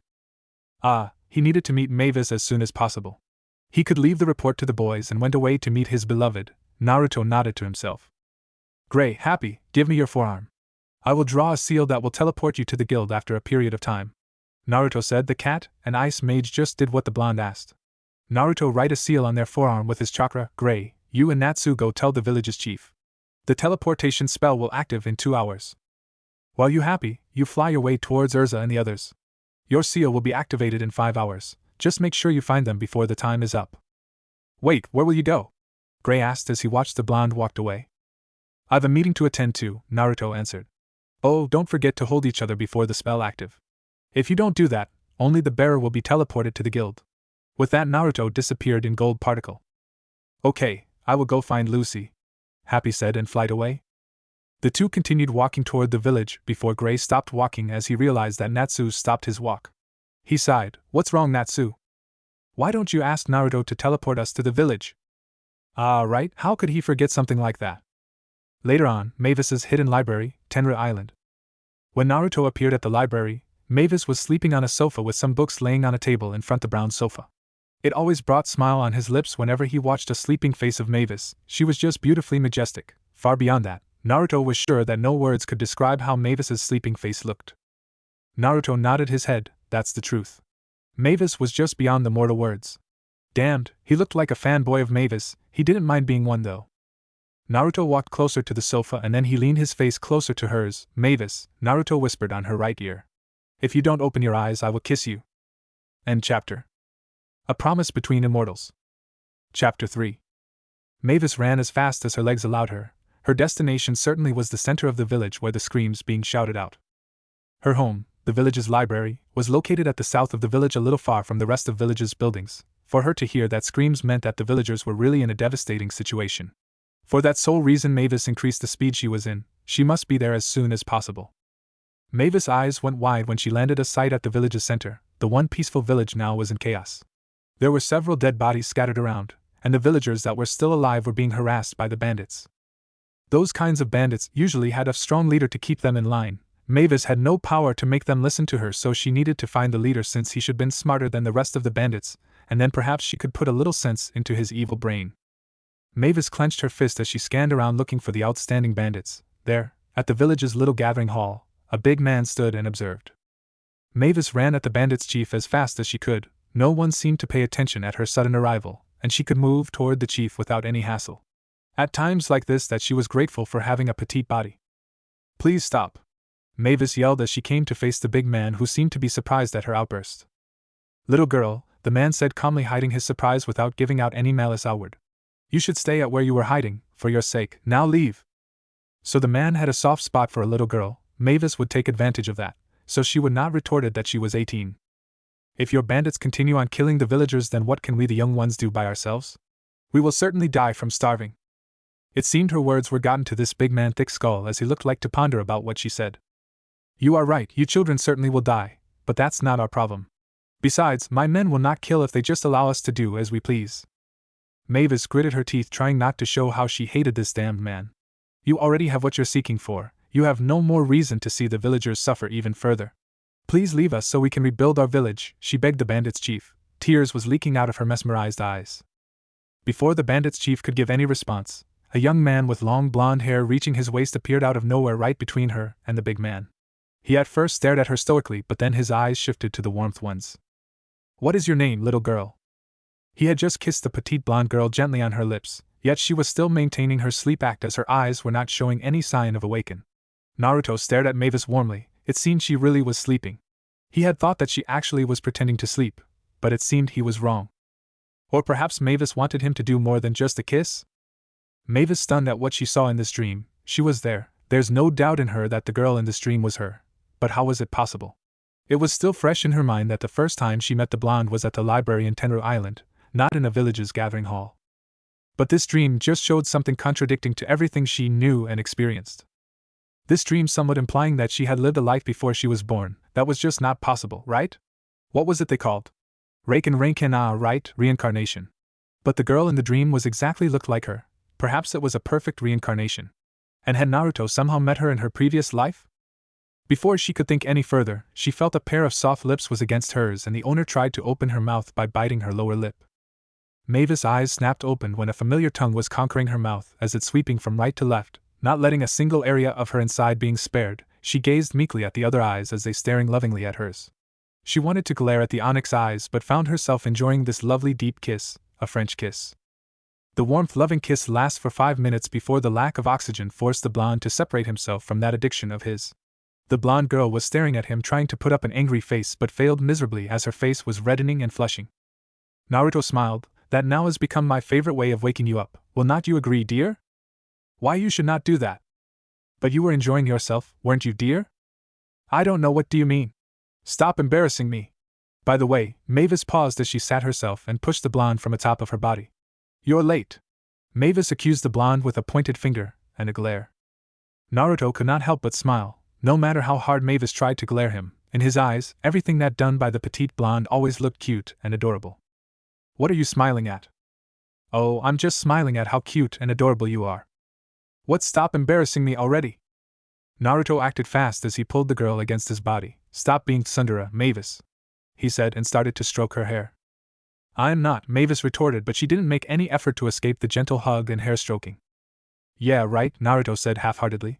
So, where will we go today? We still have a couple of hours before the night comes. Out of Ishgard. How about that beautiful little island? And then we can have a dinner at the most popular restaurant at Alvarez border. Sounds good to me, let us depart. With that being said, the two vanished from the sight. 1,000 years had passed since the chakra fruit he made had dissolved into the atmosphere. He had never observed the human in those years. He left the human world to his own dimension after he failed at looking for the answer about the reason of what had happened to chakra fruit. There's nothing he could do at that moment. Simply collecting the chakra back was just impossible. It had become one with natural energy which had no limit. How he supposed to collect something that was infinite? Naruto did speculate that Shinju had turned the natural energy into chakra fruit. He could just do that by turning himself into Shinju again. But it took more than 1,000 years just to make one. It was too long for his liking. Though he wondered how many chakra fruit he could make if he tried to absorb the natural energy that now mixing with the rest of chakra. Perhaps unlimited? Or perhaps a few dozen before the world could no longer produce the natural energy? That's mean, the world would end. And he could not have the world dying on him. He was after all the sage. He was supposed to be the one who maintained the world's balance. So Naruto had no choice but to leave this chakra in the atmosphere on its own. Who knew, perhaps this was done by the world itself, but he would be mad if somehow it was done by the Otsutsuki. He had handled the Otsutsuki that lived on the moon just fine. He had absorbed him since Hamura preferred it rather than has him killing his descendant. And a few years after that, 2 others Otsutsuki had visited him and demanded him to return their Shinju. Of course he killed them for their insolence. After all, that time he was still acting as the emperor, and the emperor could not allow any sort of disrespectful. Hence, he didn't even consider in absorbing the 2 in order to have them punished. All in all, as the sage, now was a good time to see how humanity had developed, and what had happened to the chakra in the atmosphere. Thus Naruto decided to leave his dimension. The first place he visited after 1,000 years was the Dragonland, his summoned domain. Naruto had separated himself from the Shinju and left it in his dimension to be able to walk freely as human, so in the moment, he was not at his godlike but just at his powerful immortal mode. Even though he said he had separated himself from the Shinju, but actually, the Shinju was still there inside his body, but at the same time it was in another dimension. Naruto looked around, checking his surroundings. The view had changed a lot since the last time he was here. He wondered if the summoning contract still worked. It would be nice to test it. Naruto raised his right hand and slammed it to the ground. Kuchiyos no Jutsu. Nothing happened. It seemed either the dragon has nullified the contract or something has prevented the jutsu to work, Naruto thought out loud. Let's find the answer from the dragons, he said to himself, and flight away toward a certain direction where he felt some strong life signatures. Minutes later he arrived to a large cave in the valley. There were multiple dragons laying on the ground, seeming to be sleeping. If he was anyone else, then they would have already aware of his presence. But too bad, since his body gave off nothing. It was as if he was not here to begin with. You've become old and weak, Drago, Naruto said as his eyes landed upon a big red dragon who proclaimed himself to be the Dragon King. The said dragon opened his eyes, revealing yellow iris with red vertical pupil. Naruto, he said. You're alive, and a lot stronger. Naruto gave a look that questioned the dragon about the failure at summoning attempt. Your name is lost from the summoning scroll, so I thought you've died. I see, Naruto nodded. It seemed by absorbing Kaguya and Zetsu, his DNA somewhat changed. It's also the reason why at that time his hair turned into white. And if that's not the case, then it was because he had sealed Jubi inside his gut. The 10 tails had cancelled any contract that connected to his chakra and blood. He didn't really know which one caused it, but since he now had gotten his blonde hair back and the fact that he had failed at summoning the dragon, then perhaps it was the later. So, what is that green energy in your body that is trying to mix with your natural energy? It feels similar to chakra, but it is entirely not chakra, Naruto asked curiously. Oh, it all happened 1,000 years ago. Chakra was engulfing the natural energy, and it was trying to overpower the natural energy, but the natural energy makes chakra submitted to it. And somehow the chakra dispersed and became lighter, and slowly its color changing, and the natural energy turned the new chakra as a part of its own. Since it is mixed with natural energy, each time I absorbed it, my body is filtering it into 2 separated energy. As a result, I have 2 kind of energy to use. However, at first it acted like a poison, but our body is superior to the others, so it adapted to this green energy. That's how I got it in my body and why the rest of summons have died. So, this green energy was the result of chakras dispersing to the atmosphere. And the rest of the summons had died? That was interesting to say the least, survival at the fittest. How good are you at using it? Good enough to destroy a small island with a roar. Though, it is weaker than natural energy, and I think it is also weaker than chakra. That should be obvious. Chakra was made by Shinju by collecting natural energy, so it should be weaker than the natural energy. And since this green energy is made of chakra, then it also should be weaker than chakra. Where have you been? I have asked Ryuga to look for you the moment your name disappeared, but you were nowhere to be found. Then we decided that you simply died. I was in my dimension. Anyway, where's Ryuga? Also, how old are these sleeping dragon? He died several hundred years ago. They're about 200 to 400 years old. I see, it was a little saddening that little Ryuga had died. He liked the little dragon, his personality was pleasant. Ryuga had a daughter, her name is Hilderia. Oh, how old is she? 353. I guess I will see her later. Anyway, since I have no one else to converse with, I want to make my own little palace around here. Perhaps I should be the Dragon Emperor instead. That sounds good, right? Good my ass. The dragon all but snorted. Naruto ignored the dragon and clasped both his hands. He would make his little palace beside Drago's. Months later. No matter in what era, it seemed humans' true nature would always resurface. Even without chakra, humans' violence nature was still there. But it was not as bold as when they had chakra. Human could solve this problem on their own, probably. Naruto watched the chaos in the village with interested eyes. He actually didn't care enough to interfere with their mundane activities, but that blonde-haired girl who was talking to who seemed to be the bandits' leader was keeping his sights solely on her. The girl was brave and has a ton of determination, though what really interested him were her emerald eyes. It radiated innocent and pure gentle heart, something he never saw in human. You already have what you seek for, you have no more reason to see the villagers suffer even further. Please leave us so we can rebuild our village, the girl begged the bandits' chief. Tears was leaking out of her mesmerized eyes. Naruto had enough of this insolence. The girl's tears was so priceless to be wasted on this nonsense. He vanished and reappeared between the bandits' chief and the little girl, shocking the two at his sudden appearance. What is your name, little girl? Naruto asked, not minding the murderous glare of the bandits' chief who had gotten over his shock. Mavis, the girl said hesitantly. And I'm not a child, I'm 18. Just like that, her little shock and hesitation vanished like it were never there. Naruto stared at the girl who was staring back at him. Nope, there's no way this girl was 18. You look like to be 12 or 13 to me, he said. It's not my fault my body has stopped growing since I'm 13. Oh, okay. So, only Mavis? No last name? I don't know, I'm orphaned since I was born. I see, Naruto said but didn't show any pity in his eyes. An orphan would often grow into a strong people. I'm orphaned since I was born too, though I had grandfather with me until he died. Do you have a family? Enough! The bandits' chief yelled. How dared they ignore him? Him! For God's sake, no one ignored him as if he was nothing and lived with it. They would pay, he would see them suffer. Naruto's eyes became cold. Who this insect thought he was to cut of his words? Unforgivable, he raised his right hand in a ram seal and turned around. Wood style, God Tree Prison. Mavis flinched at the change of the blonde outward. For him to switch gentle eyes to the cold ones in second, he must dislike the bandits' chief for cutting his words that much. She watched with interest as the ground began to shake right after those words left the blonde mouth. The bandits' chief tried to move, but the roots that suddenly sprout out from the ground didn't allow him to. It twisted the man and left him immobile. It also happening toward the rest of the bandits. All of them were captured by the roots that came from below them. The roots then moved toward the bandit at the center and started to twist together, forming a giant tree. Then the one holding the bandits' chief was moving toward the peach of that giant tree and twisting around it until only the bandits' chief head left to be seen. When all the roots that held the bandits had stopped moving, a giant flower appeared and blooming at the very peach of that giant tree. Beautiful was not something Mavis would say, terrible was more fitting to the sight in front of her. Now that the nuisances have been dealt with, let us continue our lovely conversation. The blonde shifted his sight at her. Mavis wanted to nod, but her curiosity beat her to it. What was that? How can you make all the roots grow from the earth? Naruto smiled at the girl's curiosity. How about we go to your home so we can talk more freely? Mavis looked hesitant at the blonde's suggestion. Of course she was. To invite a guy you just knew was wait, she had yet to know the blonde name. Yes, he didn't bother to tell her his name but had dared to ask her name. That's not polite. Mavis glared at her fellow blonde. What is your name? It is not polite to ask another name without telling your name.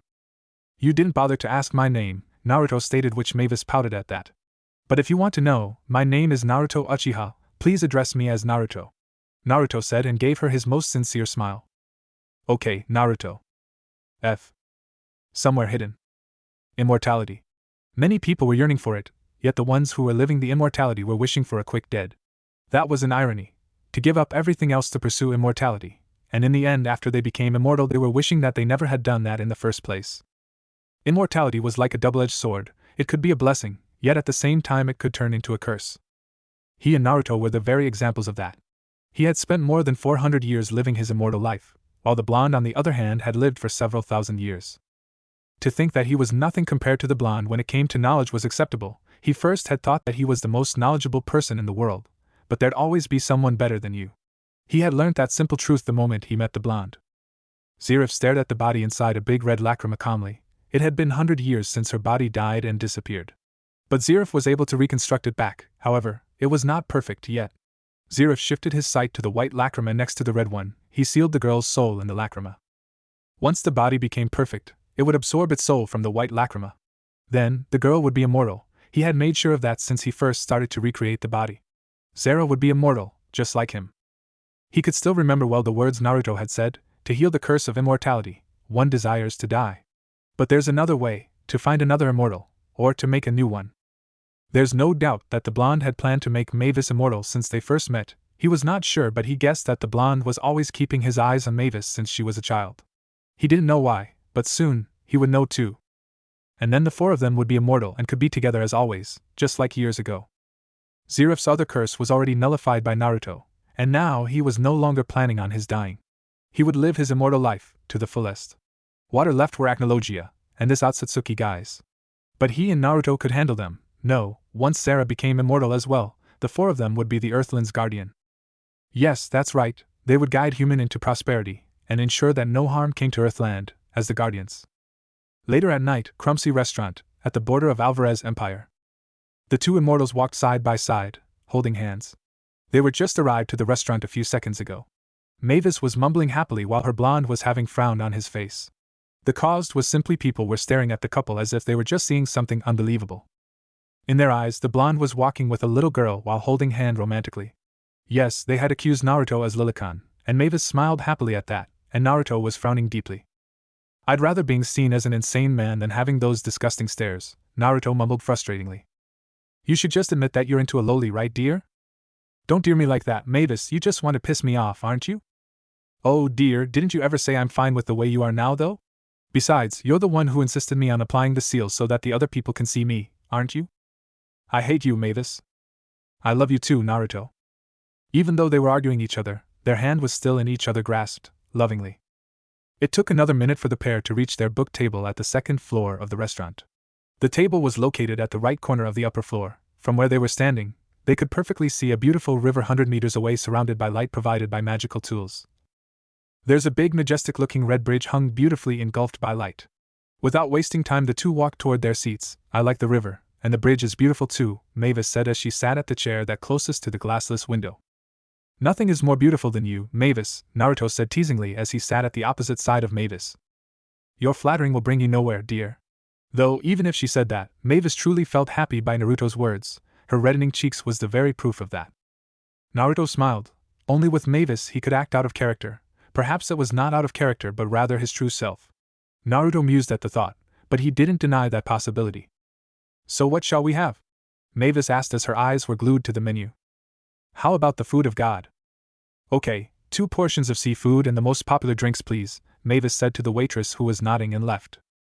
I thought I said the food of God? Ramen is the food of God if I'm the one who does the cooking, if not then it was just a mortal food. Mavis responded with a cocky smile. Ah, right. Naruto would not give any more complaint. Ever since he told the girl that he liked ramen the most, since that time that the girl had taken upon herself to cook the food of God, she didn't allow him to eat another ramen. It was the rule. The only ramen he's allowed to eat was ramen made by Mavis. Breaking the rule was just blasphemy to the spirit woman. Naruto would rather avoid of making the girl angry, or he would never taste her delicious ramen until she had forgiven him. That was just not good, hence his agreement to the dinner's menu. Naruto, Mavis called. Her emerald eyes were fully on his. It seemed whatever she would ask was something of importance to be able to make her so serious. Yes? Have we ever met before 100 years ago? Perhaps in my previous life? Naruto smiled. So the time has come. What makes you ask that? Lately, I was having dream after dream about the past. And recently, the dream was far away in the past, the era where the magic has yet to exist. So that makes you think that you've lived in the past, and you're being reincarnated into this era? Yes? What else you saw in the dream? You saved my village and asked me to show you my home so that you could explain the impossible thing you've done. I see. Naruto paused and breathed silently. You indeed have lived in the past, but you are not being reincarnated. Does that mean I was sealed for years and then when the seal broke I have become younger? No. You are simply having a second life, a reborn. A reborn? Yes, that means soon you will have more dreams about your past life, and soon you will remember our promise. What promise? Naruto smiled. Let us leave that until the dream does come to you. Magnolia. Jealousy. One could say that very emotion was the most dangerous out of all. All evil things mostly began from that particular emotion, though one could argue, but the truth was that jealousy certainly was never a good emotion. It was the emotion that had pushed the Phantom Guild's master to provoke war with Fairy Tail. Jose was easily a man that full of jealousy. His defeat on the hand of Makarov in the presence of other Saint Wizards did nothing other than increase his already large egos and jealousy. And Magic Council's rules for the Phantom Lord were just rules, it could be nullified by some proper explanations. It didn't matter if others suffered, the public view on his guild's strength was what mattered the most. For his guild, Jose would stop at nothing. Naruto did meet the man once, and he didn't intend to have another meeting. It's not because he feared the man's strength, but he just couldn't stand in his presence without the thought of murdering him in the most painful way. The Phantom Lord was just reminding him too much to the late Snake Sannin, who he disliked with every fabric of his being. Naruto could not kill Jose just because he wanted the man's dead. No, he could, but he just didn't want to explain his reason to Mavis. It's not because he was afraid of Mavis, there's no way the great Naruto Uchiha afraid of a woman, but rather he wanted to keep the honesty between him and his blonde girl. It didn't mean he always told everything to Mavis. There are things he kept for himself. Mavis better had no knowledge of the things he kept from her or things could go south. He didn't want that, not with his Mavis. But now it seemed the Phantom Lord had just given him a reason to kill him. Naruto would not waste this chance. By the end of the day the Phantom Lord would be dead. Or he could just strip him away from his magic. After all, what could make a mage suffer more than having their prowess being stripped? He would see Jose's reaction after he stripped his prowess before decided whether to end his miserable life or not. Naruto averted his eyes from Phantom's side to the members of Fairy Tail. He didn't see Makarov, but the children were not wavered by the sight of Jupiter Cannon. Urza, the child of that Irene, was already on her way to shield her comrades from the weapon. Naruto wanted to see how it ended, but he guessed it was better not to see the outcome. Sighing, Naruto vanished into thin air. And Urza, don't. Urza ignored her comrades' yells as she preferred to focus on the blaze of Jupiter Cannon. She readied herself in her adamantine armor and shield to brave the attack to her guild. She closed her eyes and strengthened her shield and wait for the magic cannon to come, but nothing came. Your bravery to face death so that your friends can live is admirable, but that is not necessary when there's another way. That voice was familiar. Urza slowly opened her eyes. Naruto? She was not mistaken. Long spiky blonde hair and intimidated presence, this person certainly was the fairy's emperor, Naruto Uchiha. You have returned, she added. Her eyes were firmly on the blonde back. Naruto nodded and focused on absorbing the magic into his most favorite seal. Naruto, you have back. Naruto, they hurt Gramps. Let's kick Phantom's ass. Lucy watched the scene in front of her with an odd face. This man was the infamous fairy's emperor, the one who had never bowed to anyone. She didn't know about the council, but the blonde had never bowed to the king of Fiori. And now she was looking at one of his famous magic, the rumored to be the ancient rune that no one could use except the first master of Fairy Tail in him, the Fuinjutsu. Rumored also mentioning that the spirit key was made by that ancient rune. Whether or not that's the truth was remained to be seen. But nonetheless, Lucy felt happy to finally meet the infamous man throughout Fiori, even Ishgard. Just like what the magazine said, the blonde famous magic was awesome.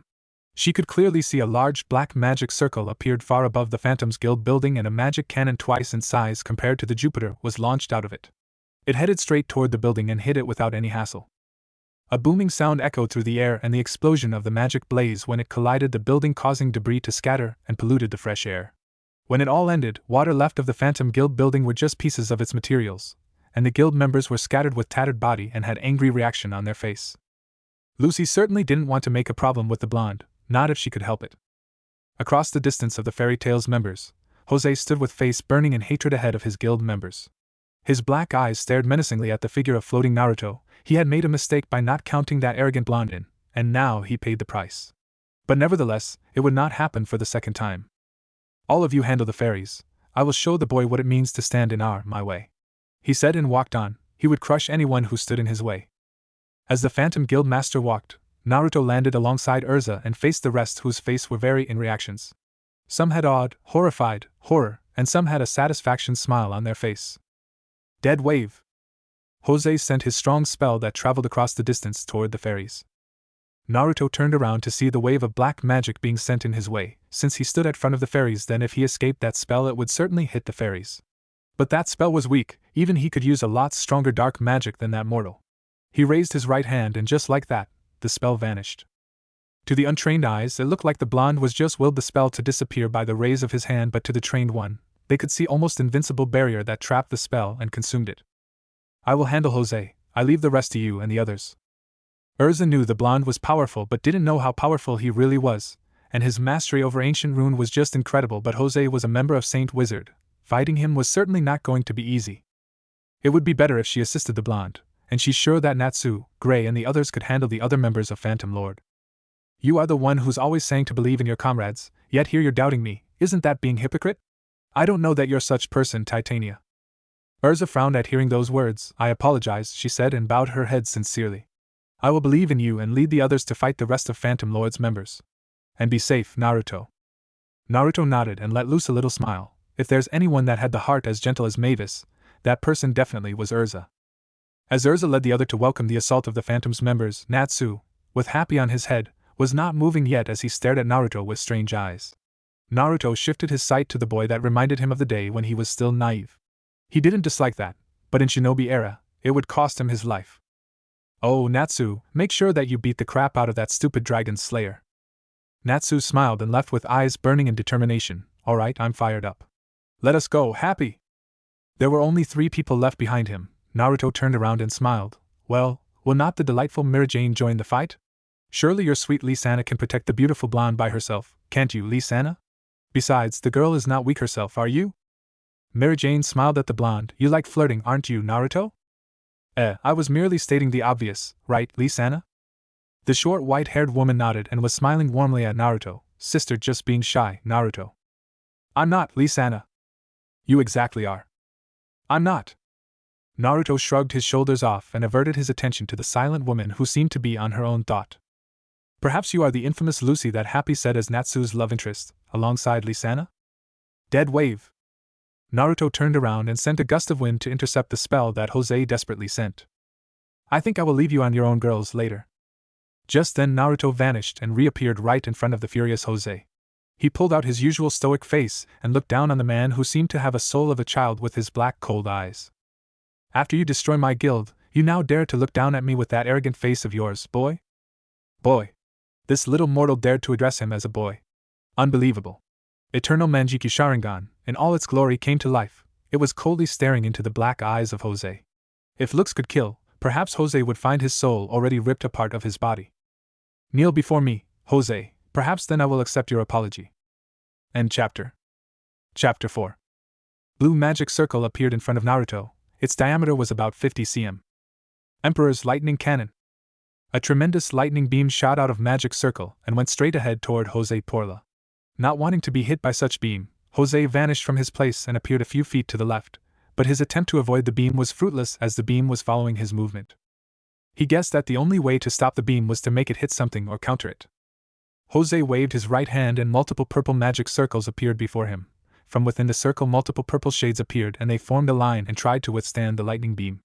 It was actually just a test from Jose to see how strong the blonde's spell was, while at the same time he prepared for his own beam. The lightning destroyed all the shades in an instant, but Jose already had a big purple magic circle before him. Death beam! The Phantom Master yelled and sent his menacing purplish beam to welcome the lightning beam. The collision caused the ground to shake and the wind to go wild. At first it looked to have the same level strength, but soon the lightning beam overpowered the purple one. It devoured the purple beam and went ahead toward Jose, who already had both hands in a crossing shape. Jose winced in pain as the lightning hit him hard. It sent him flying backward dozens meters away.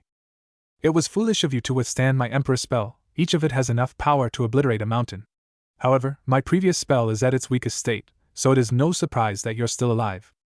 Jose growled and tried to stand up. It was indeed a mistake on his part. The lightning hit like hell, his body felt numb, and smoke arose from all over his body. If not for his last defense, he would no doubt blacken out by the pain inflicted by that spell. Jose would not make another mistake, but that didn't mean he would admit defeat. Jose poured out more mana and covered his whole body with black aura. He could not accept what had just happened. One spell and he almost lost. The blonde indeed strong, stronger than he willing to admit, but he was a saint wizard. He would show the blonde what it meant.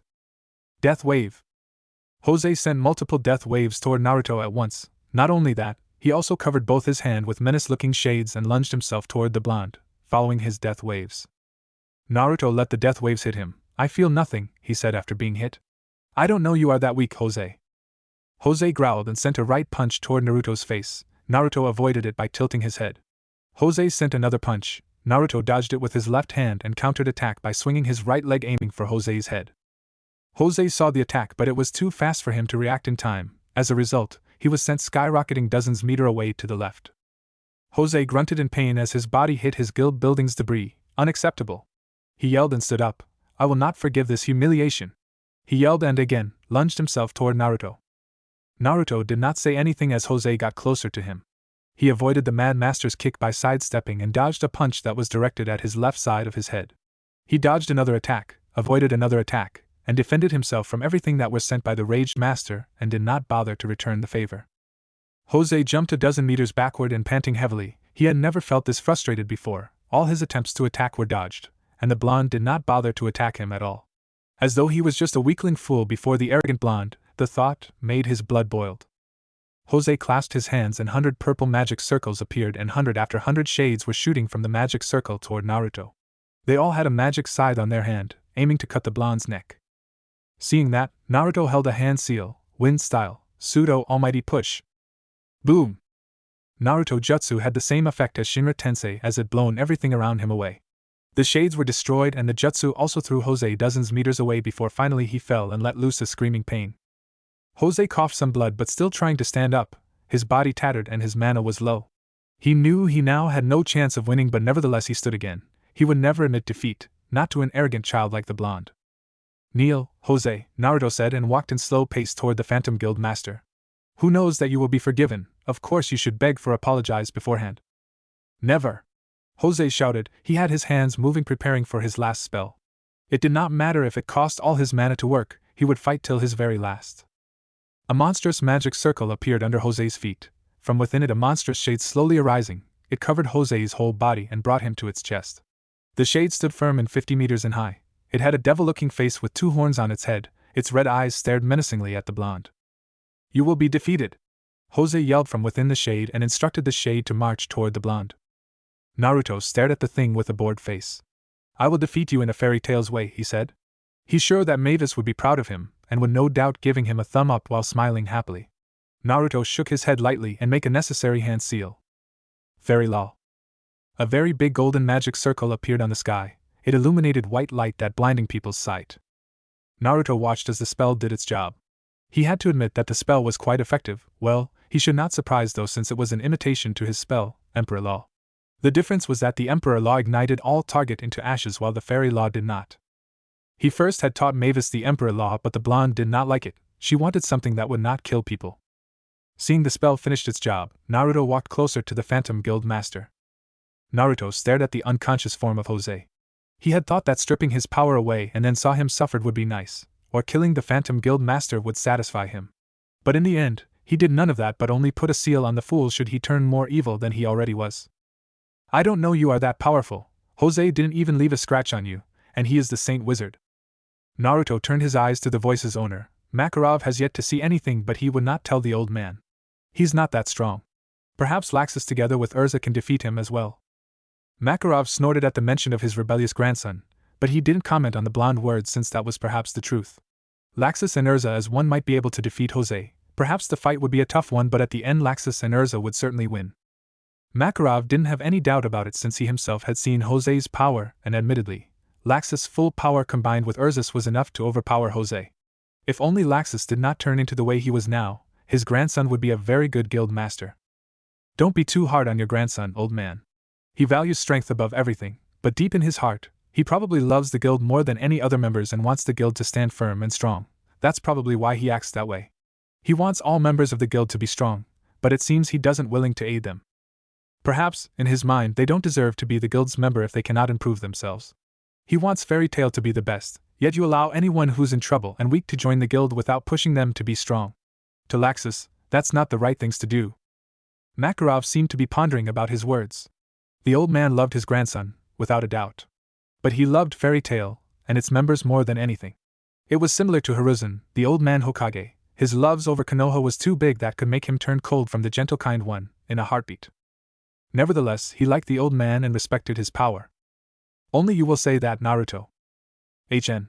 I might be wrong though, he might be just an arrogant prick. Naruto flatly said and turned his eyes back on the unconscious form of Jose. Makarov only shook his head at Naruto's careless words.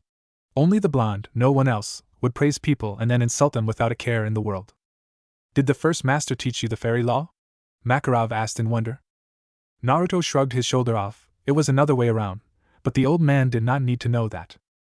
I have put my seal on him. Should he uses his magic with evil intent, the seal will hurt him.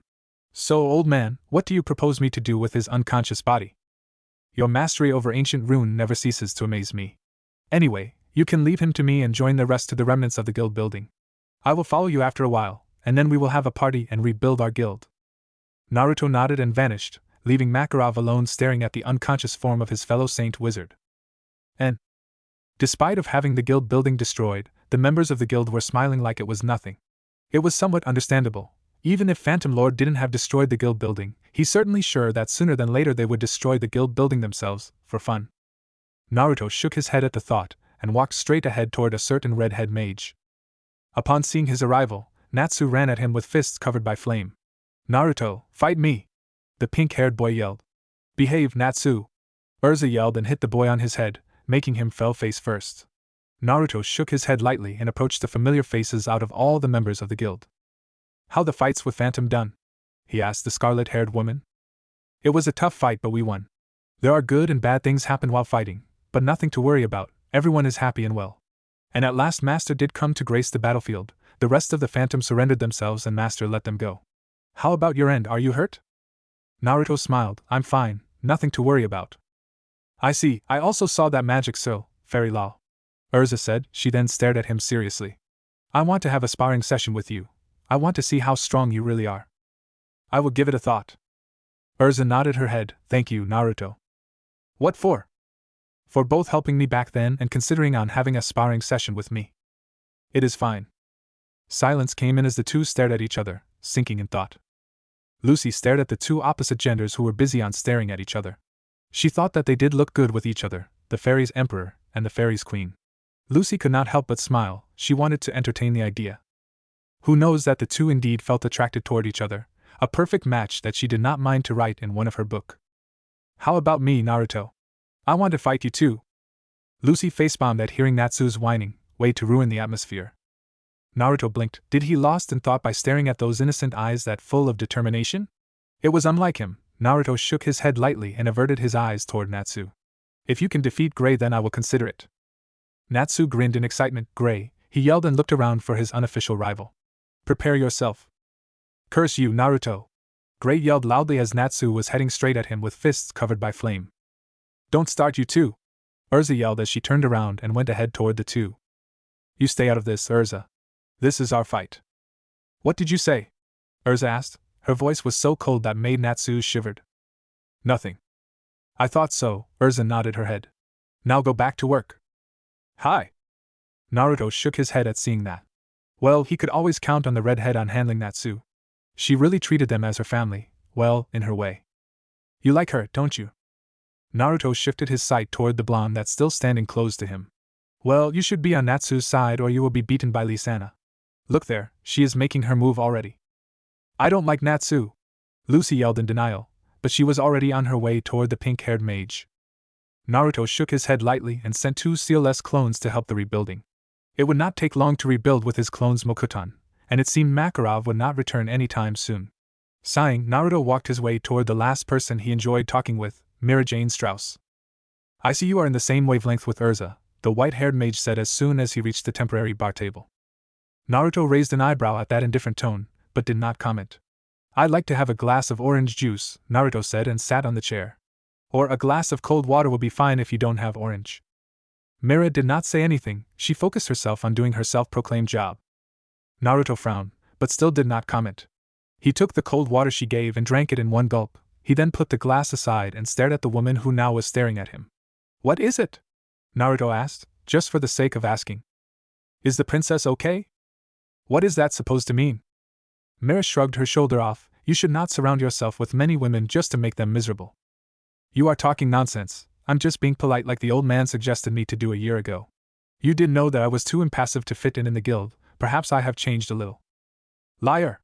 Accused Mira.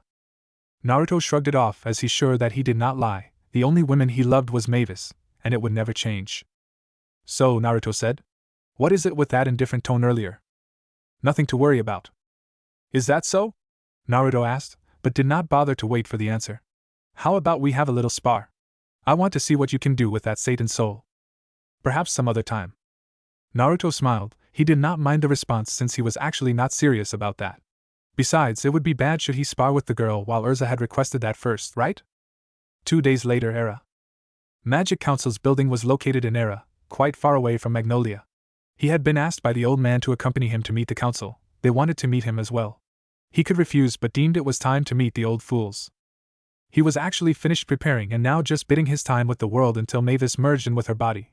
But he thought that giving the world a hand to become a better place while waiting for Mavis was a good thing. Besides, he was a sage, he should not neglect his responsibility. He shook his head at the thought, and focused his eyes on the building's entrance. The building was good, but nothing compared to the palace in the capital. And of course the king's palace was nothing when presented before his palace, the palace he had prepared for Mavis. What are you thinking about? Nothing that needs you to worry, Naruto said flatly, not letting the old man to second-guess him. I do hope so, Makarov said. And please don't be too rude with the council. HN. With that the conversation ended, and Makarov did not say any further as he focused on walking ahead. It was minutes later that they reached the hallway where a frog-like man was waiting them. Lord Makarov, Lord Naruto, please follow me. Makarov nodded and followed the frogman. Naruto said nothing but still following the guy. Council meetings room. Makarov said that he used to live in Tenrou Island, a member of the Magic Council said. And Makarov also said that this Naruto Uchiha learned magic from the fairy tale First Master's note. We have tried to persuade Makarov to let us look for the note, but unless we have a better reason to go, then he will not allow. Well, that comes naturally, another member said. Tenrou Island is officially owned by Fairy Tail, but we should be able to do something. What do you think, Yajima? If we can get the answer from this Naruto Uchiha, then I failed to see why should we bother to go there, Yajima said. Besides, I have been there myself and believe me that there's nothing we can find useful there. Perhaps Naruto just moved there a few years before, and before that he might have lived and studied under someone else. I agree with Yajima on this one, Seagrade started. We should not waste our time on something as mundane as that. Besides, with his strength, he will be a good asset for the council. Why don't we make him a saint wizard? He did defeat Jose after all. What a nonsense, one of the elder of the council said. With his attitude, he will never suit the role. And that's mean 2 saint wizards in fairy tale. Another council member said. We can't have that. More council members nodding at the statement. They could not have 2 saint wizards from the guild they dislike. Regardless what you think, we lack members of Saint Wizard. Seagrade pointed out the glaring fact. We should look for candidates, and Naruto Uchiha has the strength we need. We will decide after we talk with Naruto Uchiha, the chairman said, cutting off the discussion, and instructed the guard to let them in. When Naruto entered the council room, all eyes were gazing at his figure. He could not help but throw insult. It would be better if you kneel and bow before me and said, Hail, Your Majesty. Makarov, who was standing beside the blonde, sighed in a hopelessness. He just hoped that by the end of this troublesome meeting he would not get headache, and no trouble come to his guild. Later on, Alter's office. Naruto, Alter started, a little smile plastering her lips. It is good you come to me again. I have sorted out things with Mirti. She at first sad and felt betrayed, but in the end she forgave me. She still wants me to be her mother despite what I have done to her. Her words really warm my heart, a heart that I thought I don't possess. It gladdens me to hear that, Naruto said as he comforted himself on the chair in front of Alter's desk. Is she still there? She is, though we plan on moving out. There's no more reason to stitch with Hades any longer. Naruto nodded. That is good. The two of you should not associate yourself with the dark. A curtain is needed to separate you two with Hades and his evil plan. That is perhaps one of my reasons to ask you not to leave the council. Another reason? The old fools in the council are corrupts. I will need you to work with the council. Perhaps one of these days the new council will be made and you will be the chairman, and then you can work better to redemption yourself. I have thought that much. I expect you to. Altair smiled. I never think that the day I sit talking without planning something in my mind would come. It really feels nice. But you are just manipulating me, aren't you? I can kill all the fool in the council and turn their responsibility to the kingdom. I don't need anyone to work for me. I asked you to remain in the council because it will help you to live a better life. Nothing else. I don't mean it in the bad way. Naruto stared at the woman but did not say any words to comment her words. What will you do with the poor guy? Do you mean Jelao? Naruto stared at her, not intending to answer that rhetorical question. He will certainly not believing anything I say, not until his hard work crumbles before his very eyes. I will let him do the initial plan. I will handle him when he succeeds on shooting the ether ion at the tower. I see. Why don't you ask me to remain with Grimoire Heart, and brings them on their knees at once? They're just a bunch of weaklings, who's misguided by the former master of fairy tale. They are not a threat. They're indeed weaklings to you, but not to us. Don't worry, I will not let them hurt you and your child. I will trust you for that. When will you move out? And where will you settle in? Last morning, Altair smiled. And we already had a little house for us in the capital. Do you want to visit? I'd like to introduce you to Mirti. Perhaps some other time, Naruto said and stood up. He then walked on toward the exit. He stopped and glanced back at the still smiling Altair. When you smile like that without giving off any malice intent, you do look beautiful. With that being said, Naruto vanished in gold particle, leaving Altair alone with a happy smile on her face, and a bit pink color adorned her white smooth cheeks. It was about 5 minutes later that Naruto, a clone one, appeared a few feet away before the kingdom palace's entrance. The king had asked him to come to their usual meeting place. Perhaps the old man wanted to discuss more about the rune he applied to the guard's weapon. Sure that he could refuse, but he did not dislike the old man. Besides, the king was not treating himself like a king when in his presence. Naruto did not mind sitting and talking with him. Lord Naruto. Naruto nodded his head to the guard and walked through the gate. When he reached the palace, a maid was already there and informed him that the place was already prepared to hold the meeting with the king. Naruto nodded to the maid and instructed her to lead the way, which she gladly did that. Naruto shrugged his shoulder off and followed her. He was being led to one of the quest rooms. As soon as he entered the room, Naruto did not waste time on anything but went straight to the table near the window. Naruto sat and stared at the glassless window. Even from this far he could still feel his chakra from two directions, the guild and Tenrou Island, from Mavis' body and her soul. It reminded him to the day he agreed to give her his chakra. The memories were still fresh in his mind. Mavis turned her eyes outside of her opened window and sunk in thought, processing the explanation. It excited her that 1,000 years ago people were having that kind of power to live their daily life. But it saddened her that they could easily wage war and utilize the power to shed blood of their fellow human. Chakra should be used to better people's life, not to take away their precious life. But it was a story of 1,000 years ago. Mavis sure that people had changed and become better. She had never heard of war occurring and took people's life away. Everyone was living in peace and understanding. Sure that it was only in this island, since she had never set a foot outside the island. However, Mavis had no doubt that people out there were also living in harmony and peace. Why don't you give us chakra? Mavis suggested in a hopeful tone. Why should I give my chakra to you and your people, Mavis? Chakra is good to help human better their life. Haven't I told you that chakra will lead human to wage war toward each other? But they have changed. Mavis yelled. Look at the villagers, they are living in peace. Chakra will certainly make their life better. Have you considered the criminal? What will they do with chakra in their possession? Mavis' eyes widened in realization. They will become more dangerous and stopping them will be a lot difficult. Yes, Naruto nodded. And they will be bolder than they already are. Even though the villagers are not bad people, chakra will certainly turn them into a greedy fool, and then the history will repeat itself. Mavis frowned at hearing that, but then the frown turning into a wide smile as she got an idea that would benefit her village. Just me, she said. Let me have a bit of your chakra, just me alone. What makes you think I will let you have my chakra? Because you and I know that I will never misbehave and use it other than for the greater good of people. That is perhaps true, but it is not enough to convince me. What should I do to convince you? Say it, and it will be done. Naruto let a mischievous smile grace his lips. Seduce me, he said. What? Mavis asked with a dumbfounded face. She thought that she misheard him for saying those adult words. Can you repeat it? Mavis asked again, hoping that she was indeed mishearing things. Seduce me? Mavis blinked. Her mouth was gaping opened. What? She yelled after getting over her shock. You can't be serious. Do it or I will not let you wield my chakra. Why are you hesitate?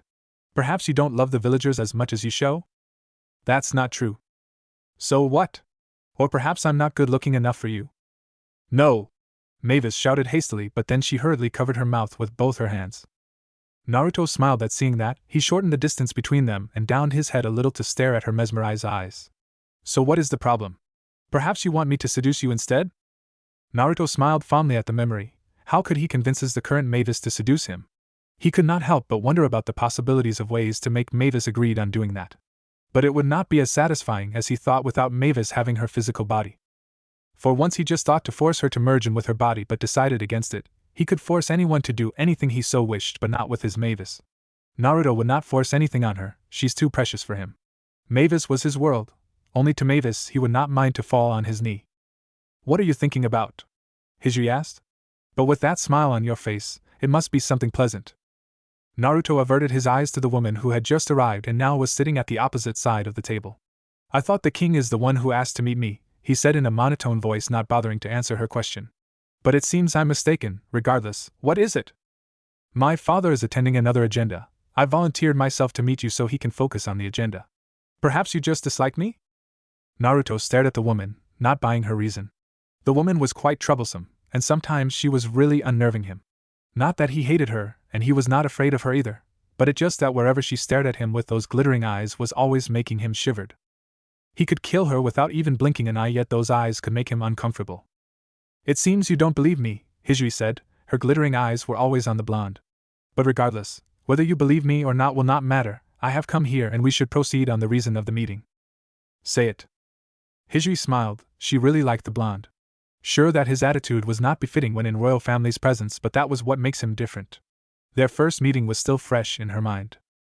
Sure, that was the day when someone had dared to disrespect and insult her before her very presence and in the crowd of people. But she found herself being fascinated by him, and could not help it that she started to love him. It was perhaps the love at first sight like what she read on those romantic novels. The feeling was truly wonderful. If you have nothing to say, then I will leave. It is waste of my time. Hijri's smile went wide at hearing Naruto's words. I was just fascinated by your beauty, she said.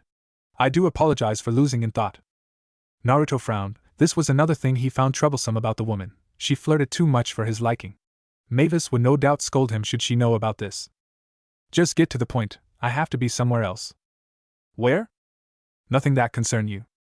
I hope it is not visiting another woman, Hijri said with a sweet smile, too sweet for Naruto's liking. Anyway, I want to thank you for applying the rune on my army's weapon.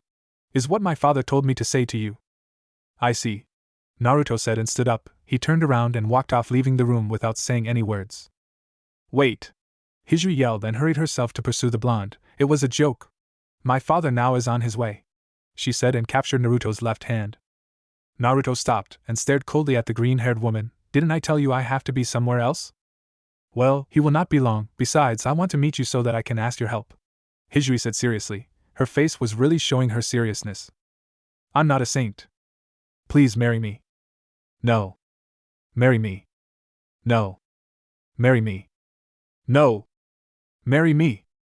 No. Don't marry me. No. Thank you? Wait, what? Hijri walked off, leaving Naruto standing alone staring at her back, confused. I will tell father that you agreed to marry me, Hijri said loudly before her appearance vanished from the room. Did the woman play trick on him? Him? Laughable. The clone puffed out and disappeared. It no longer cared about the king, if there was the king anyway. Tenrou Island. Naruto was walking toward the largest tree on the island, but he came to a halt and all sudden. He blinked once, twice, thrice. That woman, she played his clone, his stupid clone. It was unforgivable, a blasphemy. He wanted to leave for her and killed that woman, but it was just wrong. The woman was not a bad person, she was actually a good princess that cared for her people. The only thing that he did not like about her was her attempts on flirting him with those glittering eyes. It sent chills down his vein each time he stared at those eyes. True that he could just kill her or genjutsu her, but Naruto decided against such attempt, something in his cold heart against doing anything toward innocent people. Perhaps it was because he spent too much time with Mavis. The fairy's mother was pure-hearted woman, too innocent and gentle, but she did have those moments that brought shiver to his vein. It was the old Mavis though, the current Mavis had yet to give off such feeling. Sighing, Naruto continued on walking toward his beloved Mavis, and he would not set a foot in the capital for some times. Not that he afraid of that woman, he afraid of no one, but just in case she had something funny prepared for him, he would not go there. If the king wanted to meet him, then he could go for him, or send his messenger to meet him in Magnolia. Besides, he wanted to spend more time with his Mavis, that's why he left a clone to meet the king right after he'd done talking with Altair. A smile appeared on his lips when his eyes caught the sight of his beloved blonde. Mavis crossed her legs and sat comfortably beside the largest tree on the island. She was currently trying to imitate what she saw in that dream. The dragon in her dream, Drago, told her other self in the dream that she needed to be calm to be able to absorb natural energy. To learn senjutsu, one needed to harmonize oneself with nature. Being in senjutsu meant that she would have the nature as the extension of herself, she would be with nature itself. Mavis closed her eyes and concentrated, she needed to stay in balance. Again, Mavis. Concentrate. Mavis nodded her head and began another long meditation session. She inhaled fresh air and filled her lungs with oxygen, and then she exhaled it in one long breath. She did that simultaneously and cleared her mind from any thought, trying to synchronize herself with nature. Naruto stood a few feet away from the blonde and stared at the silent Mavis. He could not help but smile sincerely as he found himself in peace by just staring at her beautiful form. It had been so long since he felt this kind of peacefulness. It was similar to the feeling he felt when he reunited with his mother. He wanted to freeze time so he could feel this feeling for all eternity, but decided against it since he thought it would no longer feel natural. I still don't understand why you refuse to learn senjutsu, Naruto? If you offered me to learn it years ago before I absorbed Kaguya, I might agree to learn dragon senjutsu. But as of now, it is not necessary. I see, so basically you are saying that you are always in synchrony with nature, and you can tap into it at any time and without limit? I do have limit in this form though. Will you show me your other form? It is better if you don't know, Naruto said without averting his eyes from Mavis. Drago stared at Naruto but did not say any further. He shifted his eyes and focused himself on observing Mavis. Mavis could feel warm energy entered her body. It strengthened her body and mind. She felt so calm and at peace, as if nothing could make her lose her cool. Mavis opened her eyes and standing up she stared at. Mavis jumped and raised her right hand in a ram seal, sage art, wind style, unlimited blade. More than 1,000 wind blades half-meter in length were forming in front of Mavis. It took less than a second for the blades to be formed, and in harmony all blades shot toward both Drago and Naruto. The blades were actually invisible to the naked eyes, but Naruto's EMS could see its energy and Drago's sense was sharp enough to sense the numerous blades that heading his way. Drago widened his eyes and took off to the sky. He could iron his wings and covered his body with it, but he doubted that's enough to defend himself from those blades. He tried to look at his back, but soon he regretted doing that as half numbers of blades were following him. Its speeds were faster and faster. He guessed that if he did not do something, then the blades would hunt him wherever he goes. Drago maneuvered and hovering in the air while at the same time inhaling quite large sum of oxygen. Sage art, unwavering roar.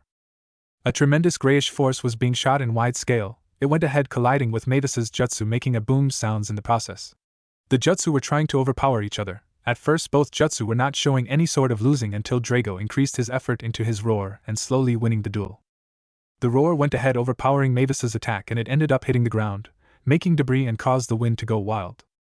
Drago satisfyingly stared at his roar. He then shifted his eyes toward Mavis and opened his maw as he breathed quite some of white fire that went directly toward the blonde. With Naruto, a dark blue aura started to engulf his body and it's slowly forming his Susanu's ribcage. Naruto added more chakra and the Susanoo grew in size and flesh started to cover its skeleton and more chakra into it, causing the Susanoo being covered by its robe and went further to form an armor covering its body. Naruto finished his complete Susanoo and let the wind blades bombarding his defense. The collision lasted long for a full minute, but they failed at penetrating his complete Susanoo. Naruto held a single hand seal and his Susanoo also held a hand seal, fire style, Emperor's Flame of Destroyer. A large sum of white flame that as hot as Drago's was sprouting out of Susanu's mouth and heading straight in fast speed toward Mavis. Mavis frowned at seeing white flame going her way from two directions, above and her front. She waved her hands in multiple hand seals and ending it by clasping both her hands, sage art, earth style, Empress's absolute shields. The ground beneath her foot shaken and multiple big walls made of earth sprung to life and surrounded Mavis protectively. More walls arose from the ground and they all forming a topless dome with multiple layers that made it impossible to peek inside the dome. Mavis added more power behind the jutsu and more walls appeared above her head, making the dome complete and fortified. As if not enough, 4 pillars arose and 4 different angles surrounded the dome. It took a cube shape that protected the dome.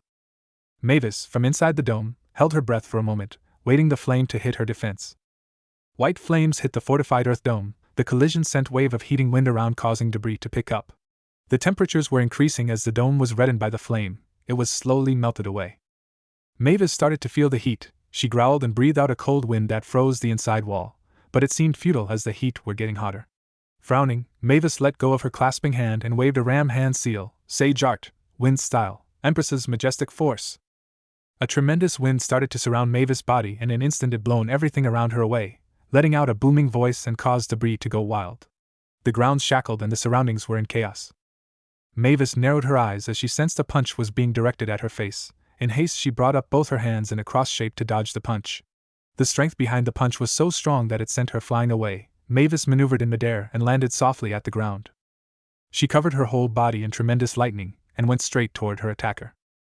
Naruto smiled at seeing Mavis's speed. He too covered himself with lightning and welcomed his beloved blonde. Mavis sent her right punch toward the blonde's face. Naruto saw the incoming attack and tilted his head to avoid it. Mavis smirked at seeing that. Naruto narrowed his eyes, but it was too late as he was sent flying backward as the invincible punch hit his right cheek. Naruto hit the ground hard and blood was leaking out of his mouth. He mustered his strength and stood up, wiping out the blood's trace. Naruto stared at the blonde. I did not see that one, and you bleed me, Mavis. Yes, Mavis said happily, and I will lend another hit. It will not happen anymore. Right after those words left his mouth, Naruto vanished and appeared right before the surprised Mavis. He did nothing but stared at those mesmerized eyes. Give your all, Mavis, Naruto said, and vanished again to his former position. Mavis's lightning became wilder and wilder. Wind also started to cover her petite body. Both lightning and wind were against each other to regain the supreme, but they strongly protected her body and increased her already fast speed. She disappeared and in less than a second appeared right in front of Naruto. Mavis sent her right punch toward the blonde's face, which was being avoided as Naruto tilted his head to the left while at the same time swung his right leg, fully intended on kicking Mavis' head. Mavis raised her left hand and blocked the kick. She winced upon the contact. She had to admit that Naruto's physical prowess were beyond her reach, despite she was in her sage mode. The kick forced her a bit to the left, but Mavis withstood it by adding more chakra to her legs. Naruto saw that coming and pressed forward with his left hand, which covered by black lightning, aiming for her gut. Being in sage mode gave her more sense to her surrounding, thus Mavis avoided the hit by kicking the blonde's punch with her right leg. Ho, you can stand that, how about this? Naruto said and jumped backward while holding a hand seal, Wind Style, Pseudo Almighty Push. Mavis too was already holding a hand seal, Sage Art, Wind Style, Pseudo Almighty Push. Two shockwaves were colliding as each was trying to overpower the other. The collision caused debris to pick up and made Drago to narrow his eyes, trying to better his sight on the fight. At first the two forces were on standstill, but slowly Mavis's was overpowering Naruto's as it was apparent that Senjutsu was still superior. Soon Mavis's force beat Naruto's and sent him flying backward. Naruto strengthened his body and maneuvered in midair while holding a hand seal, Fire Style, Emperor's Tsunami. Seeing a mountain of flame wave heading her way, Mavis performed two hand seals and slammed her right palm on the ground, Sage Art, Earth Style, Empress's Shield. A monstrous earth wall was sprouting from the ground and withstood the white flame. Mavis sighed as she was panting heavily. She had thrown a few S-rank jutsu away and her sage mode would soon reach its limit. She had to prepare her last move before the senjutsu failed her. With that thought, a sealless lightning clone appeared beside her. Mavis raised her right hand and gathered chakra on her palm. It slowly formed a large size of chakra ball. The clone added lightning into the ball and slowly it covered the whole chakra ball. Mavis concentrated and kept the balance so it would not blow into her face. Mavis nodded and instructed her clone to attack the blonde. The clone covered both her hands with lightning and went straight in fast speed toward Naruto. From his place Naruto could guess what Mavis was planning. He decided to entertain the blonde though. Mavis's clone shot toward Naruto with both hands covered by lightning, aiming for Naruto's head. Naruto saw the move in a slow pace with his EMS and avoided each attempts by the clone so easily that it looked as though he was just fooling around. The clone growled and decided to explode itself to paralyze the blonde. Naruto saw that coming but did not bother to dodge as the clone exploded and paralyzed him. Just then Mavis appeared right above him with a big lightning Rasengan on her hand, Sage Art, Lightning Style, Cho-Udama Rasengan. Boom! The jutsu hit the blonde and shook the battleground, but Mavis was not happy. She was frowning as she saw the blonde slowly turning into mud. And then a lightning blade pierced through the mud and went straight toward her. Mavis closed her eyes and sighing in defeat, but the jutsu never came. Just then she felt a pair lips were against her forehead. Mavis opened her eyes and welcomed by Naruto's warm smile. You have improved, Mavis. There was no one can learn as fast as you. Perhaps if we are still in the shinobi era then they would hail you as the genius amongst the genius. But I still cannot defeat you, Mavis pouted. But at least you managed to bleed me, Naruto paused and averted his gaze toward Drago, who had made himself known as he's hovering above them. How long her senjutsu last? 5 minutes 27 seconds. Well, that's good, I'm proud of you, Mavis, Naruto said and ruffled her hair. Mavis smiled at hearing that. So far this was the first time she managed to hurt the blonde. Perhaps in the near future she could pummel the blonde like a punching bag. She became excited at the thought, but for now she needed to clean up herself. The training and fight had worn her out. It seems you need to take a bath. Let us have that then, Mavis? Mavis nodded, but then her cheeks were flushing as the thought of them bathing together entered her mind. Naruto smiled at seeing Mavis's red face. What are you thinking, Mavis? Something naughty? Well, aren't you such a pervert? Naruto asked shamelessly. I'm not pervert, Mavis yelled in denial. You're the one suggesting we bath together, pervert. What is wrong with that? We have seen each other naked, we have done many naughty things together, so what is different with taking bath together? That's Mavis stuttered. That's? Naruto asked mischievously as he leant his face closer to the blonde. That's embarrassing if you say it loudly like that, she said with eyes avoiding the blonde's gaze. There's no need to be embarrassed about that, Mavis. There's no one else to hear that. Well, forget about Drago, he is just a fool of overgrown lizard. I hear you. Naruto pretended not to hear the dragon. He brought both his hands and cupped her face, forcing Mavis to stare at him. He stared lovingly at the blonde's eyes. There's nothing to embarrass about, your embarrassed face is cute though. I don't mind seeing it every day. Mavis smiled.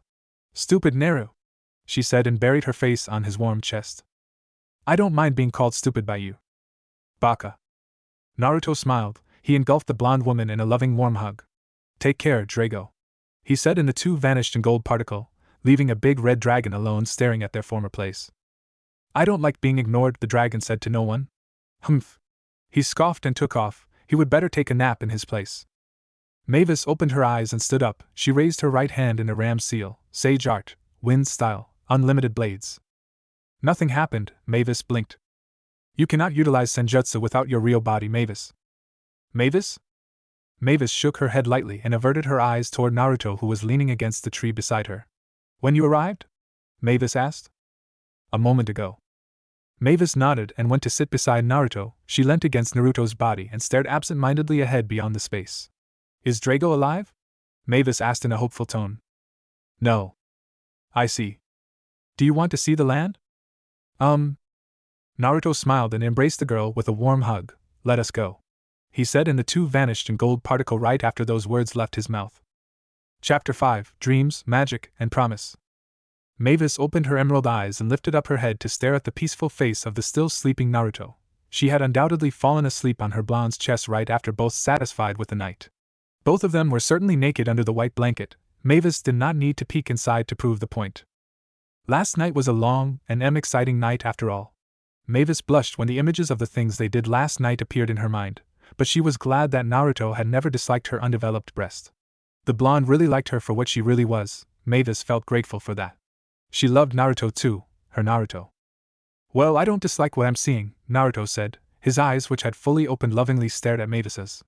The way you stare at me, I wonder if you wish to seduce me and have a special morning. Well, I will not go against that. Mavis blinked. Her face was reddening when the blonde's words had fully sunken into her mind. She glared, with a flustered face, at the blonde. Don't be pervert. Naruto smiled. The pervert is you, Mavis. Don't you realize your current position? Well, unless you are doing it intentionally. Oh, how pervert of you, Mavis.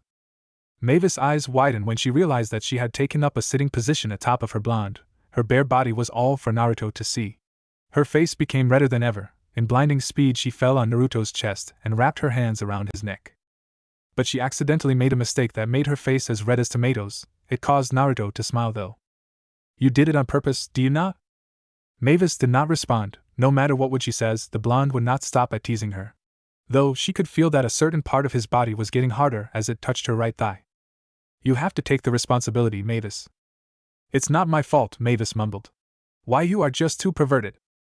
Naruto could only smile at hearing his beloved blonde's retort. He gently wrapped his hands around her body and slowly turning position upside down. Mavis' eyes widened as it stared at the mischievous gaze of those black irides. You want me to do it for you, no? Naruto did not wait for Mavis's response. He hastily captured those thin lips of hers as though it was some kind of food that was waiting to be devoured. He gave a very passionate kiss for Mavis, letting her to know of how much she meant for him. Let me please you, Mavis. Later on.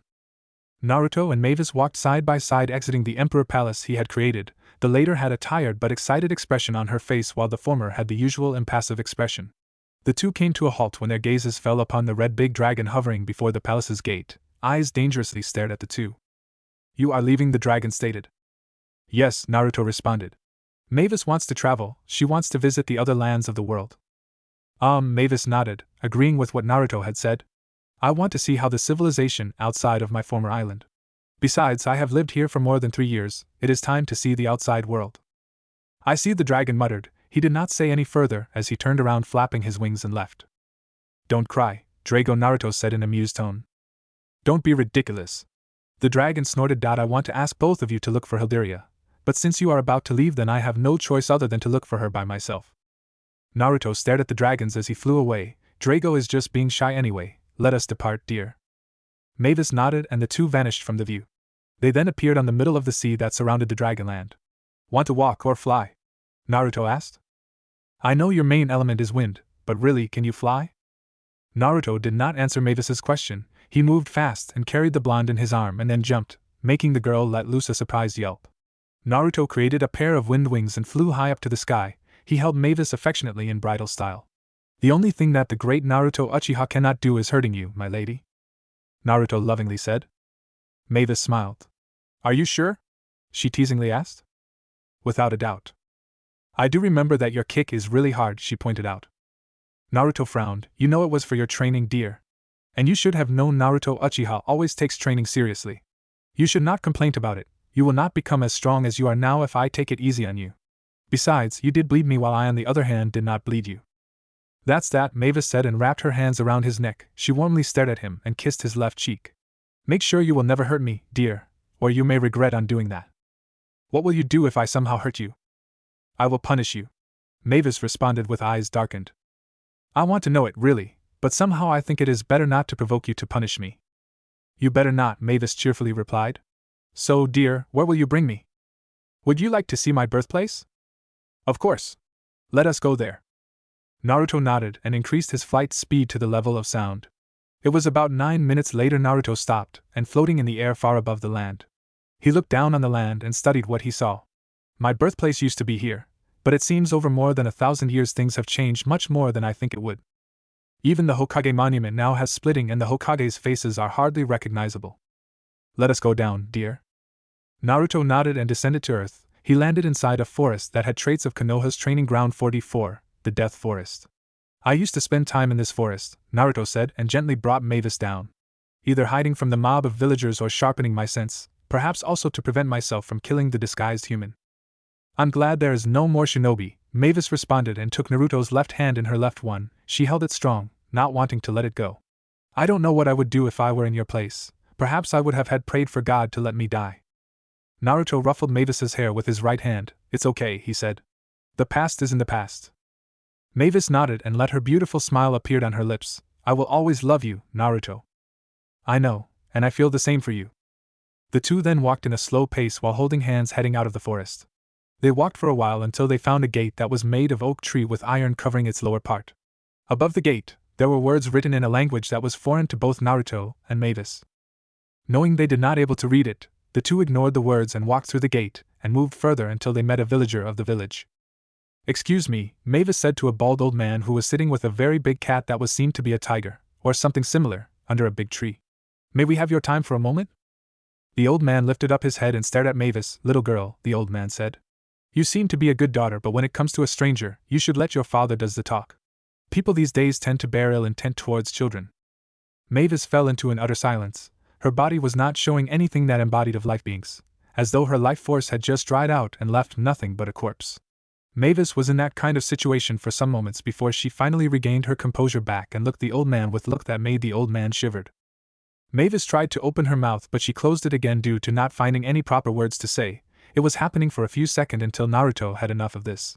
He ruffled Mavis' head and looked the old man exactly into his eyes. "Old man," Naruto said in monotone voice. "She is not my daughter, she is my wife." They expected the old man to understand, however. Rather than having an understanding face, he instead had a terrified look on his face. The old man, with a shaking body, pointed a pointed finger towards Naruto. "Why, you are that monster!" accused the old man. You are one of those who steal children to satisfy your lust, you pedophile. Get out of our village! Naruto fell into silence just like Mavis had. It was the first time in his life that a simple weak old man could make his body trembling, not because of fear or hatred, but simply because of annoyance that could not be contained any longer. With very cold eyes, Naruto stared at the old man. Mavis, can I kill him?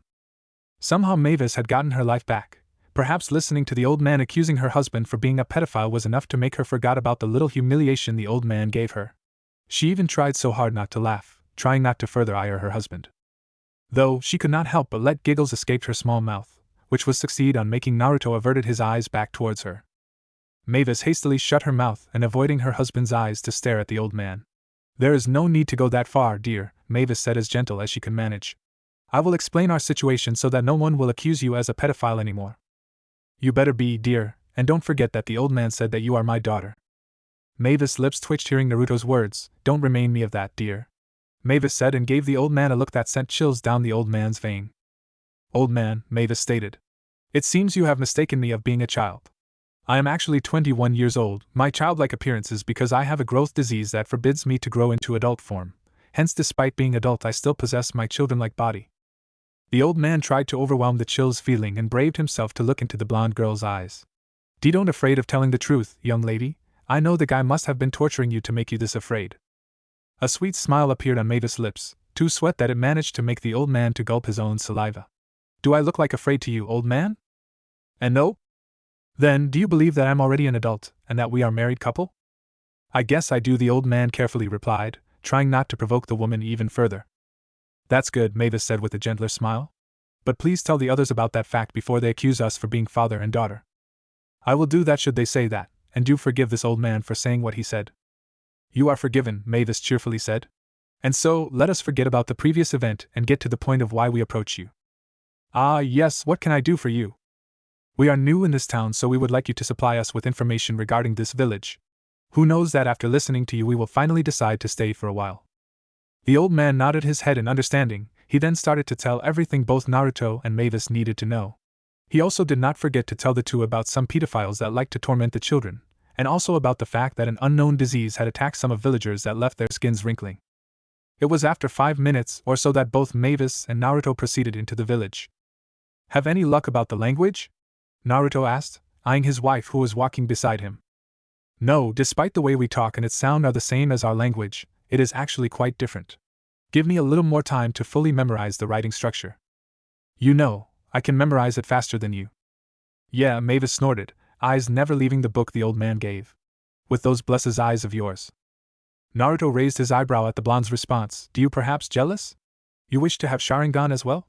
I can implant it in you if that is the case, or perhaps you want the all-seeing eyes? I can give you both. You are treating me like a spoiled princess. Because, dear, you are to me as indeed a spoiled princess simply because I like to spoil you, and you like to be spoiled by me as well, do you not? Mavis opened her mouth but soon she closed it again, not finding any proper words to choke out. Humph! Was all she could muster to voice out while having a pout on her angelic face. I wonder, dear, why are you so cute that almost make me want to hold you for all eternity? See, can you stop flattering and let me concentrate? Oh, okay. The two walked again in silence, following the road which would lead them further into the village. The old man said that in order to stay, the two had to have the village's chief's approval, or else the villagers would later mop the two out of the village.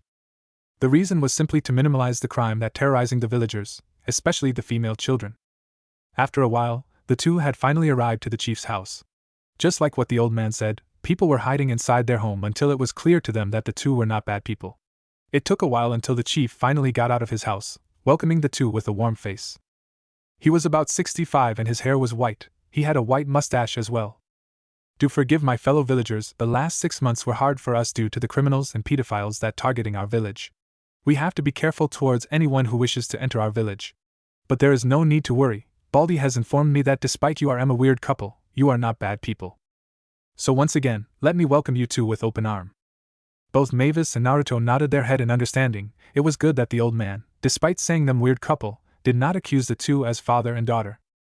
How did that old man inform you? Naruto asked, eyes staring at the old man's black irides.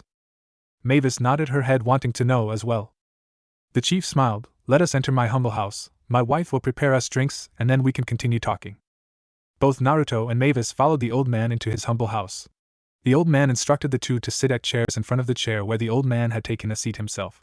A few seconds later, an elderly woman seemingly to be the old man's wife came bringing 3 glasses which were containing brownish liquid. The old man took one of the glasses and motioned the two to take it as well.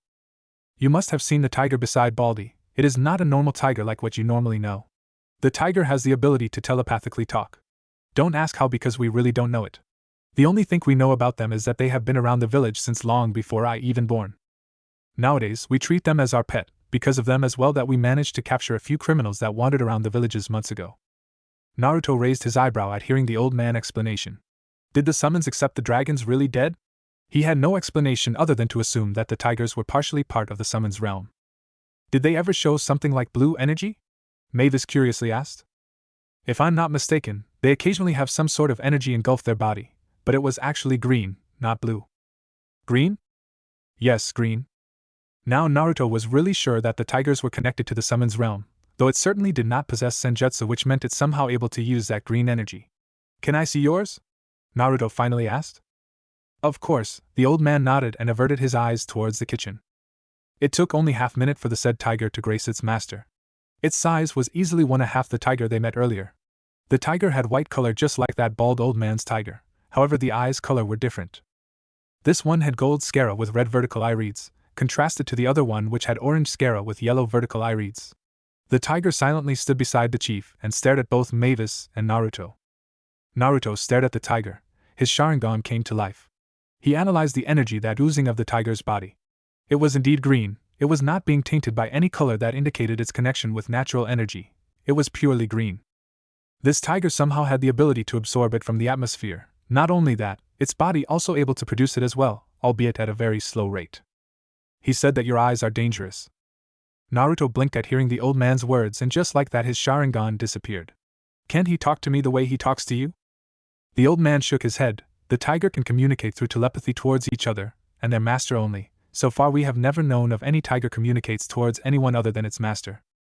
I see. So Chief, Mavis started.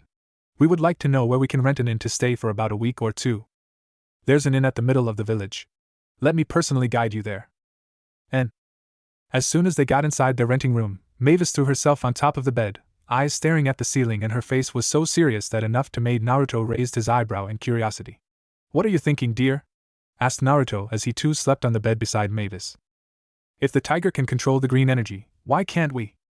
Different to the dragon which has strong body to absorb and hold the energy, the tiger can produce it as well. I'm not too sure, but we can say that the tiger are connected to the green energy ever since it came to the plane of existence. But in your case, the seal I put on you is preventing the energy to reside in you, so unless you deactivate the seal, then the energy will remain out of it. That's it, I will remove the seal and try to absorb natural energy. No. It will poison your body. Mavis pouted and then she stared at her beloved with her cutest face she could muster. How about you, dear? Why don't you try to absorb natural energy, and see whether it is possible for us to wield this energy? Well, you have to convince me. Actually, Naruto had tried it, and the result was like what he expected.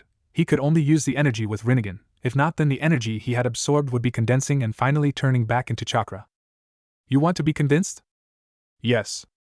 Don't regret it, Mavis said and moved fast on top of Naruto.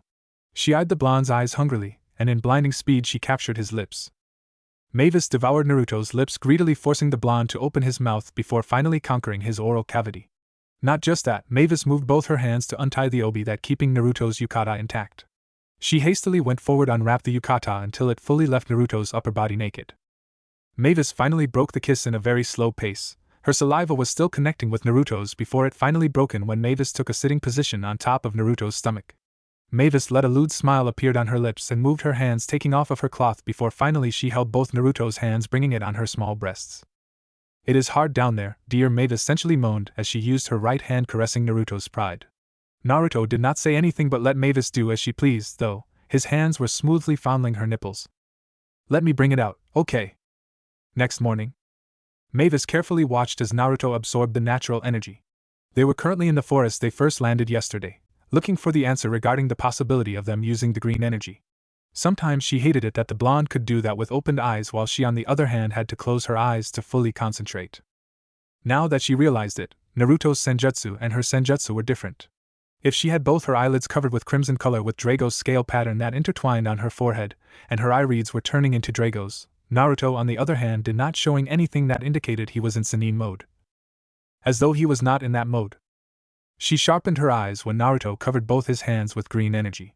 It amazed her how Naruto easily turned the green energy into sparkling of lightning before finally directing it towards a big tree before him which soon destroyed the tree, turning it into ashes. It is half as strong as chakra but it is far easy to control. You don't need anything such as high chakra control to better use of this green energy. So, is it possible? Naruto's Rinnegan gleamed in green color before finally it disappeared, leaving Naruto with his onyx irides. No, Naruto flatly replied, making Mavis sigh in disappointment, but Fuinjutsu can make it possible. That certainly lightened Mavis' mood. She wasted no time as she moved fast embracing the blonde into a loving warm hug. What are you waiting for? Apply it to me. I will need time to make the seal, you have to wait for a while. Why don't you continue on learning Fuinjutsu? Even though it will hard for you to reach an expert in Uzumaki's level, at least I want to believe you will be as good as my late father as soon as possible.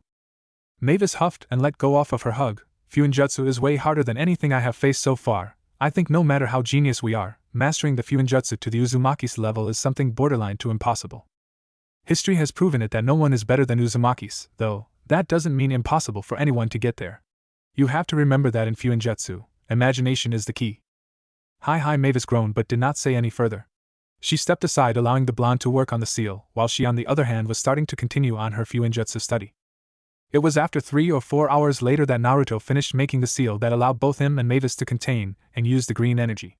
Mavis idly lifted up her right hand, asking Naruto to draw the seal on her back palm.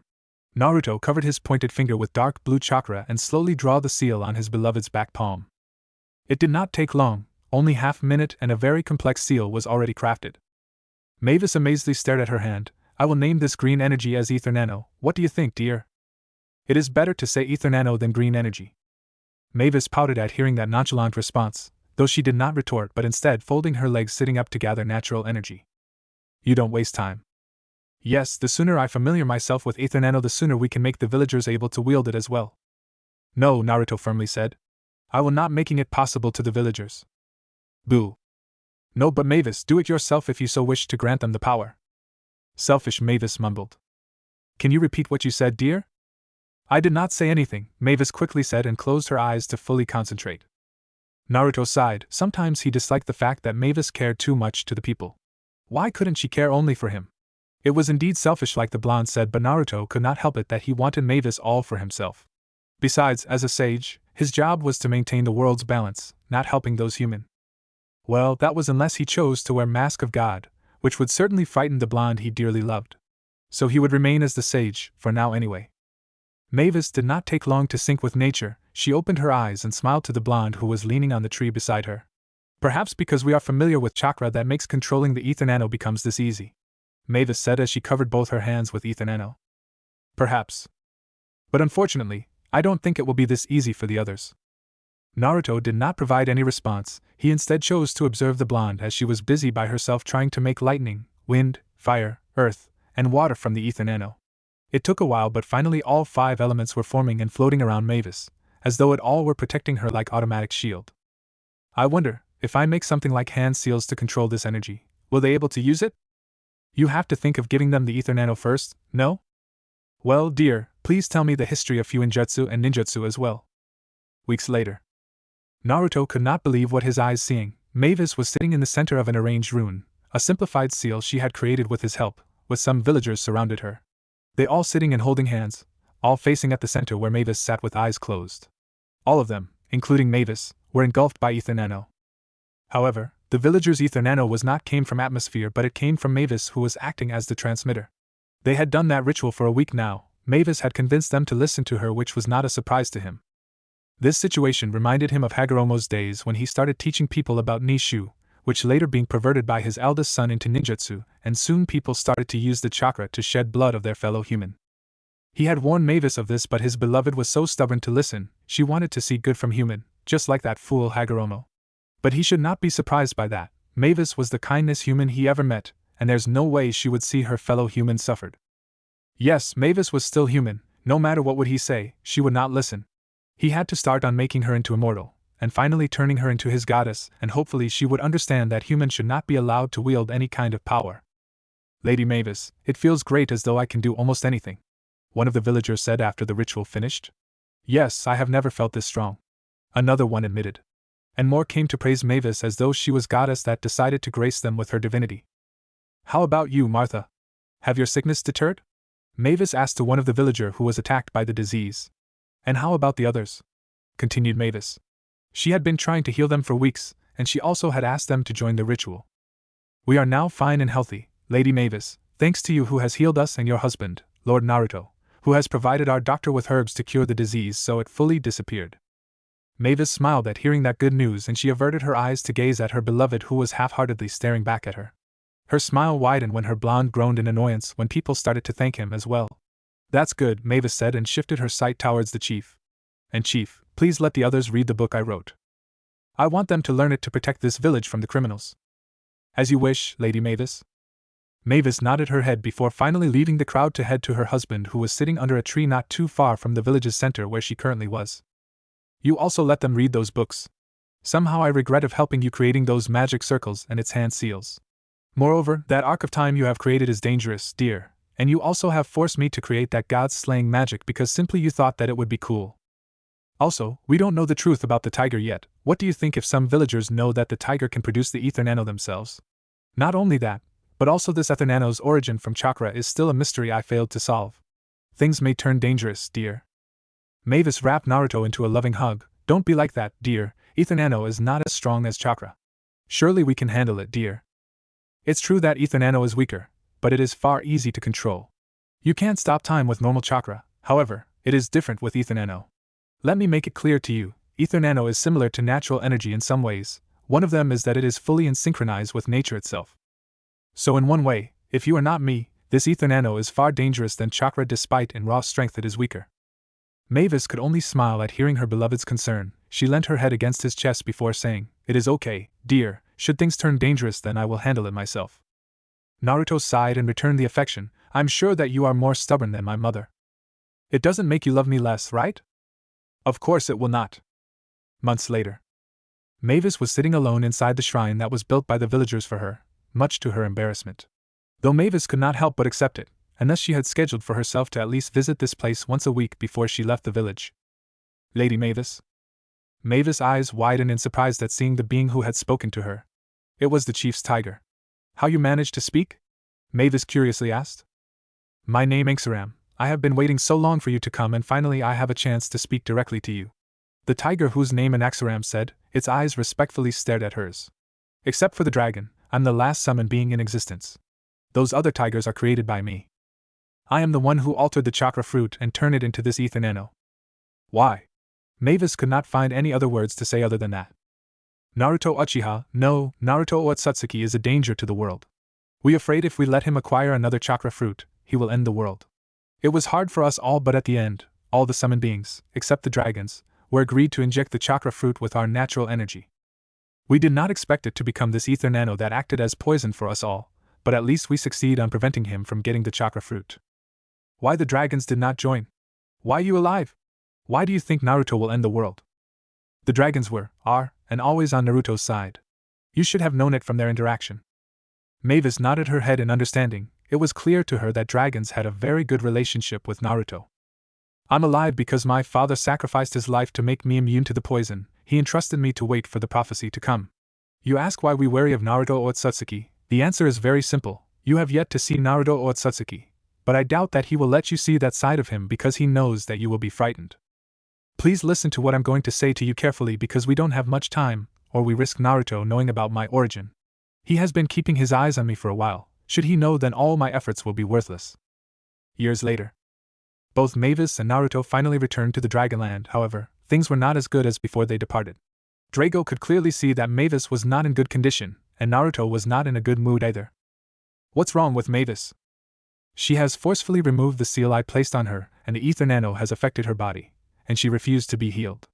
Naruto said. He was indeed in a very bad mood. Ether-nano?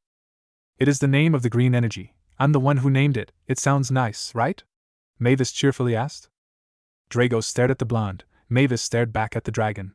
The staring contest lasts for a while until Drago got tired of it and sighed, "Let me heal you." "Thank you for your kindness, Drago, but please don't. I want to be like this until my last breath." "Why you want to die, Mavis? I can heal you and then I will turn you into immortal. You are the one who said to me, immortality is like a curse, it is a gift but it also can turn into a curse. To heal the curse of immortality, one desires to die. However, there's another way, to find another immortal or to make a new one. Or have you forgotten about it? Because, dear, I want to experience death before you make me into immortal." "I don't understand."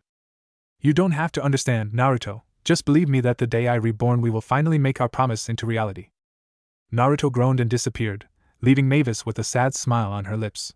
Mavis shook her head lightly. "I'm sorry, Naruto, but in order for me to wield the whole ether-nano, I have to die and reborn so that I can free myself from the law of nature. I have to do that to become the nature's goddess so I can stop you should you change into Naruto Otsutsuki," thought Mavis. "I hope you understand what you are doing, Mavis. I don't want to know what Naruto will do if he comes to know your intention."